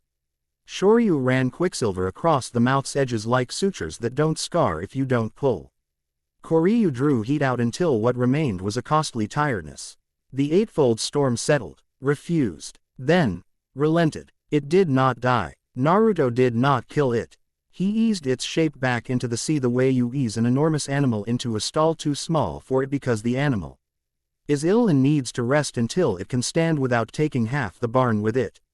The last of the wrong hunger sank, slow, sullen, held not in a cage but in a promise. Naruto breathed. Karen dragged him. He came out of the water and onto the deck with his mouth already forming the word thanks and his chest deciding to do cough first. He choked twice, bent double, and heard the low, relieved lot. R of a dozen exhausted people who were not going to pretend to be noble about being alive. Karen swore and hit his sternum with the heel of her hand. Don't do that again, she said, which was a ridiculous instruction and, like most of her ridiculous instructions, saved his life. Isaribi leaned a shoulder into his back so he wouldn't topple straight off the deck and back into his excellent, stupid decision. He caught her forearm without looking and let the bones under her skin remind him where the world began. Temari's wind eased. The air learned to be unremarkable again with the petulance of an element forced to behave in public. Kuritsuchi sat down on the deck very suddenly for someone who often declared she didn't get tired. Mei called for crews to inventory ammunition and then told the Hamaya's captain his ship looked better without its sanctification. He tried not to look flattered and failed. Dazai stood at the rail with rain on his lashes and the disgust of a man who had expected to win with a cleaner line. He met Naruto's gaze across the weak water and gave a bare nod. It wasn't friendship. It wasn't even respect. It was accounting. Then he began to give orders for salvage. Like a man reclaiming a language he had been forbidden to speak. Lady Kanna's hands, empty now, hung at her sides. She watched the place where the eight mouths had gone while the shard in her cage hung. Chastened in a key that sounded like a memory of humility pretending it could be the real thing. Her eyes found Naruto. They were not repentant. They were not even kind. But for the first time they were not convinced. People first, she said, almost to herself. She turned to her crews and said, in a voice that did not allow dissent, stand down. Support the evacuations. Break the lattice. Keep the children warm. The world took a breath deeper than the ocean. The work after a calamity is ugly and small and vicious and holy. The cutter became a ferry for the not quite drowned. The Hamaya's gunners unbolted their sanctified gun mounts and used the steel as tables for soup. Karen triaged elbows and hero complexes. Kuritsuchi hammered a plaque into her new reef because Iwa liked to count things that would last. Mei wrote a letter that began, in the event of my tactical brilliance save your anger for tomorrow. Tamari sat on a courthouse step with her head in her hands for exactly 3 breaths and then went back to making men write their names next to bad ideas so she could hold them responsible later. By evening the sky was the color of a bruise realizing it was going to heal. Naruto leaned against the cutter's mast and let the tremor in his hands have its say. Isaribi sat across from him with a bowl of soup that had more salt than taste and the bowl Naruto thought might be his before she started eating from it. You went into its mouth, she said. Technically, yes, he said.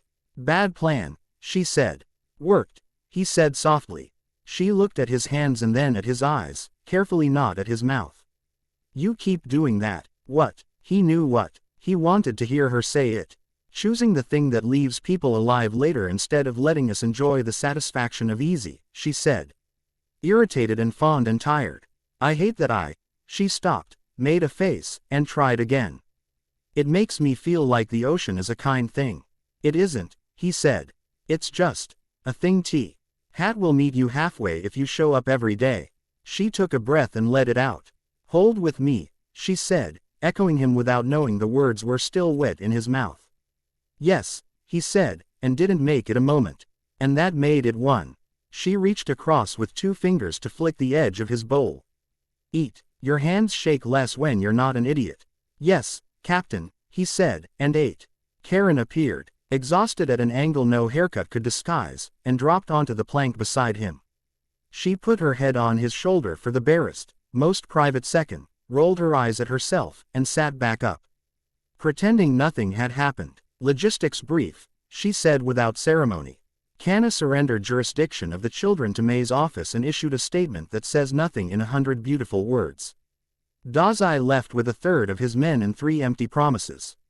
The God Cage tech is being stripped and repurposed. Temeri's drawing up a charter for coastal early warning towers.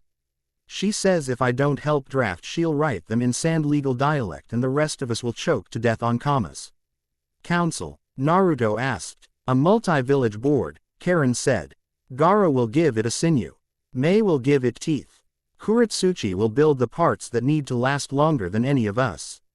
Konoha will pretend it invented the idea and send you to every meeting to remind them they didn't. Naruto groaned. Paperwork. Karen's mouth did the twitch that meant affection. You'll survive it. He looked out at the water. The ring of Uzushio lay quiet, the current around it as composed as a held breath.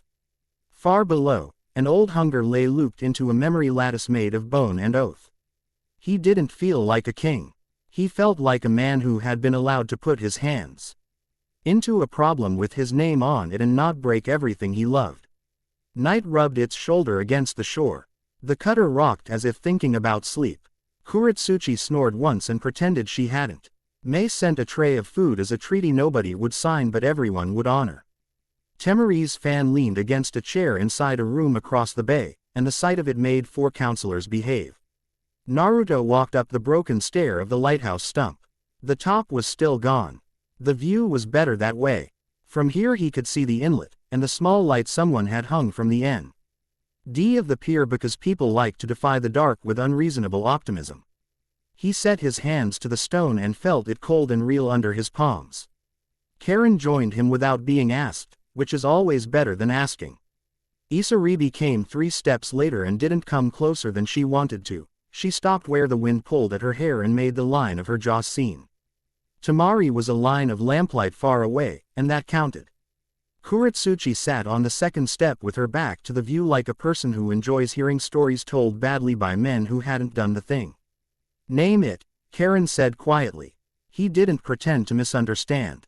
He looked at the black ring where the sea had tried to take everything his clan had owned and then been taught not to. He thought of the 2 fisher men he had been too late to save the first day. Their names were short. They tasted like pine. He spoke them. He didn't say the word monument. He said, lighthouse. Spiral, Kuretsuchi said, as if Oneone had asked for engineering advice and also as if she were about to be rude about it. We can anchor it into the bedrock. The first storm will try to take it. It won't. Stone where it should be. Temeri's voice drifted up the stair from someone carrying her words like a joke across water. Wind where the light needs it. Paperwork only after the ribbon's cut. Boil release to keep the lantern panes clean. May called from the pier with all the casual magic of a woman who could flatten a fleet and still stay on beat. And we won't talk about who thought of it first. Me, Karen said, deadpan. They laughed more than the joke earned and exactly as much as the day deserved. Naruto stood with them and watched 4 long shadows under the moon keep their distance. The East King's ripple drew an oblong in the water. The South King's heat softened a patch where the breeze should have been sharper. The West King pearl glimmered where the swell tried to turn itself into a mirror and couldn't. The North King remained what he was. Wait, promise, cold and kind. Phone lifted. Just a breath, across Naruto's brow. A ring. A coronet that existed only long enough to be funny and true. It melted into salt on his skin. He didn't bow. He didn't stand taller. He rolled his shoulders and decided to show up again tomorrow. He turned toward the stair and almost stopped at Isaribi's look. She didn't glance away this time. She tilted her head as if she'd decided to be cruel to her own fear. "Knots tomorrow?" she asked. "And rope," he said. "And soup," Karen added, because love speaks in groceries as much as in oaths. "And a council meeting," Kuretsuchi groaned, already composing the insult she would use on the first man who tried to make it about himself. "Wind," Tamari said from a distance, as if toasting them with something expensive they had not paid for. "Hold with me," Naruto nodded. The sea drew the night over itself like a blanket and did not try to pretend it was anything but what it was, enormous, temperamental. Capable of being kind. He wasn't its master. He never wanted to be. He was a man the water had decided to listen to because he asked for the right things and kept asking when it was easier not to. That would have to be enough. It was. Chapter 5 End.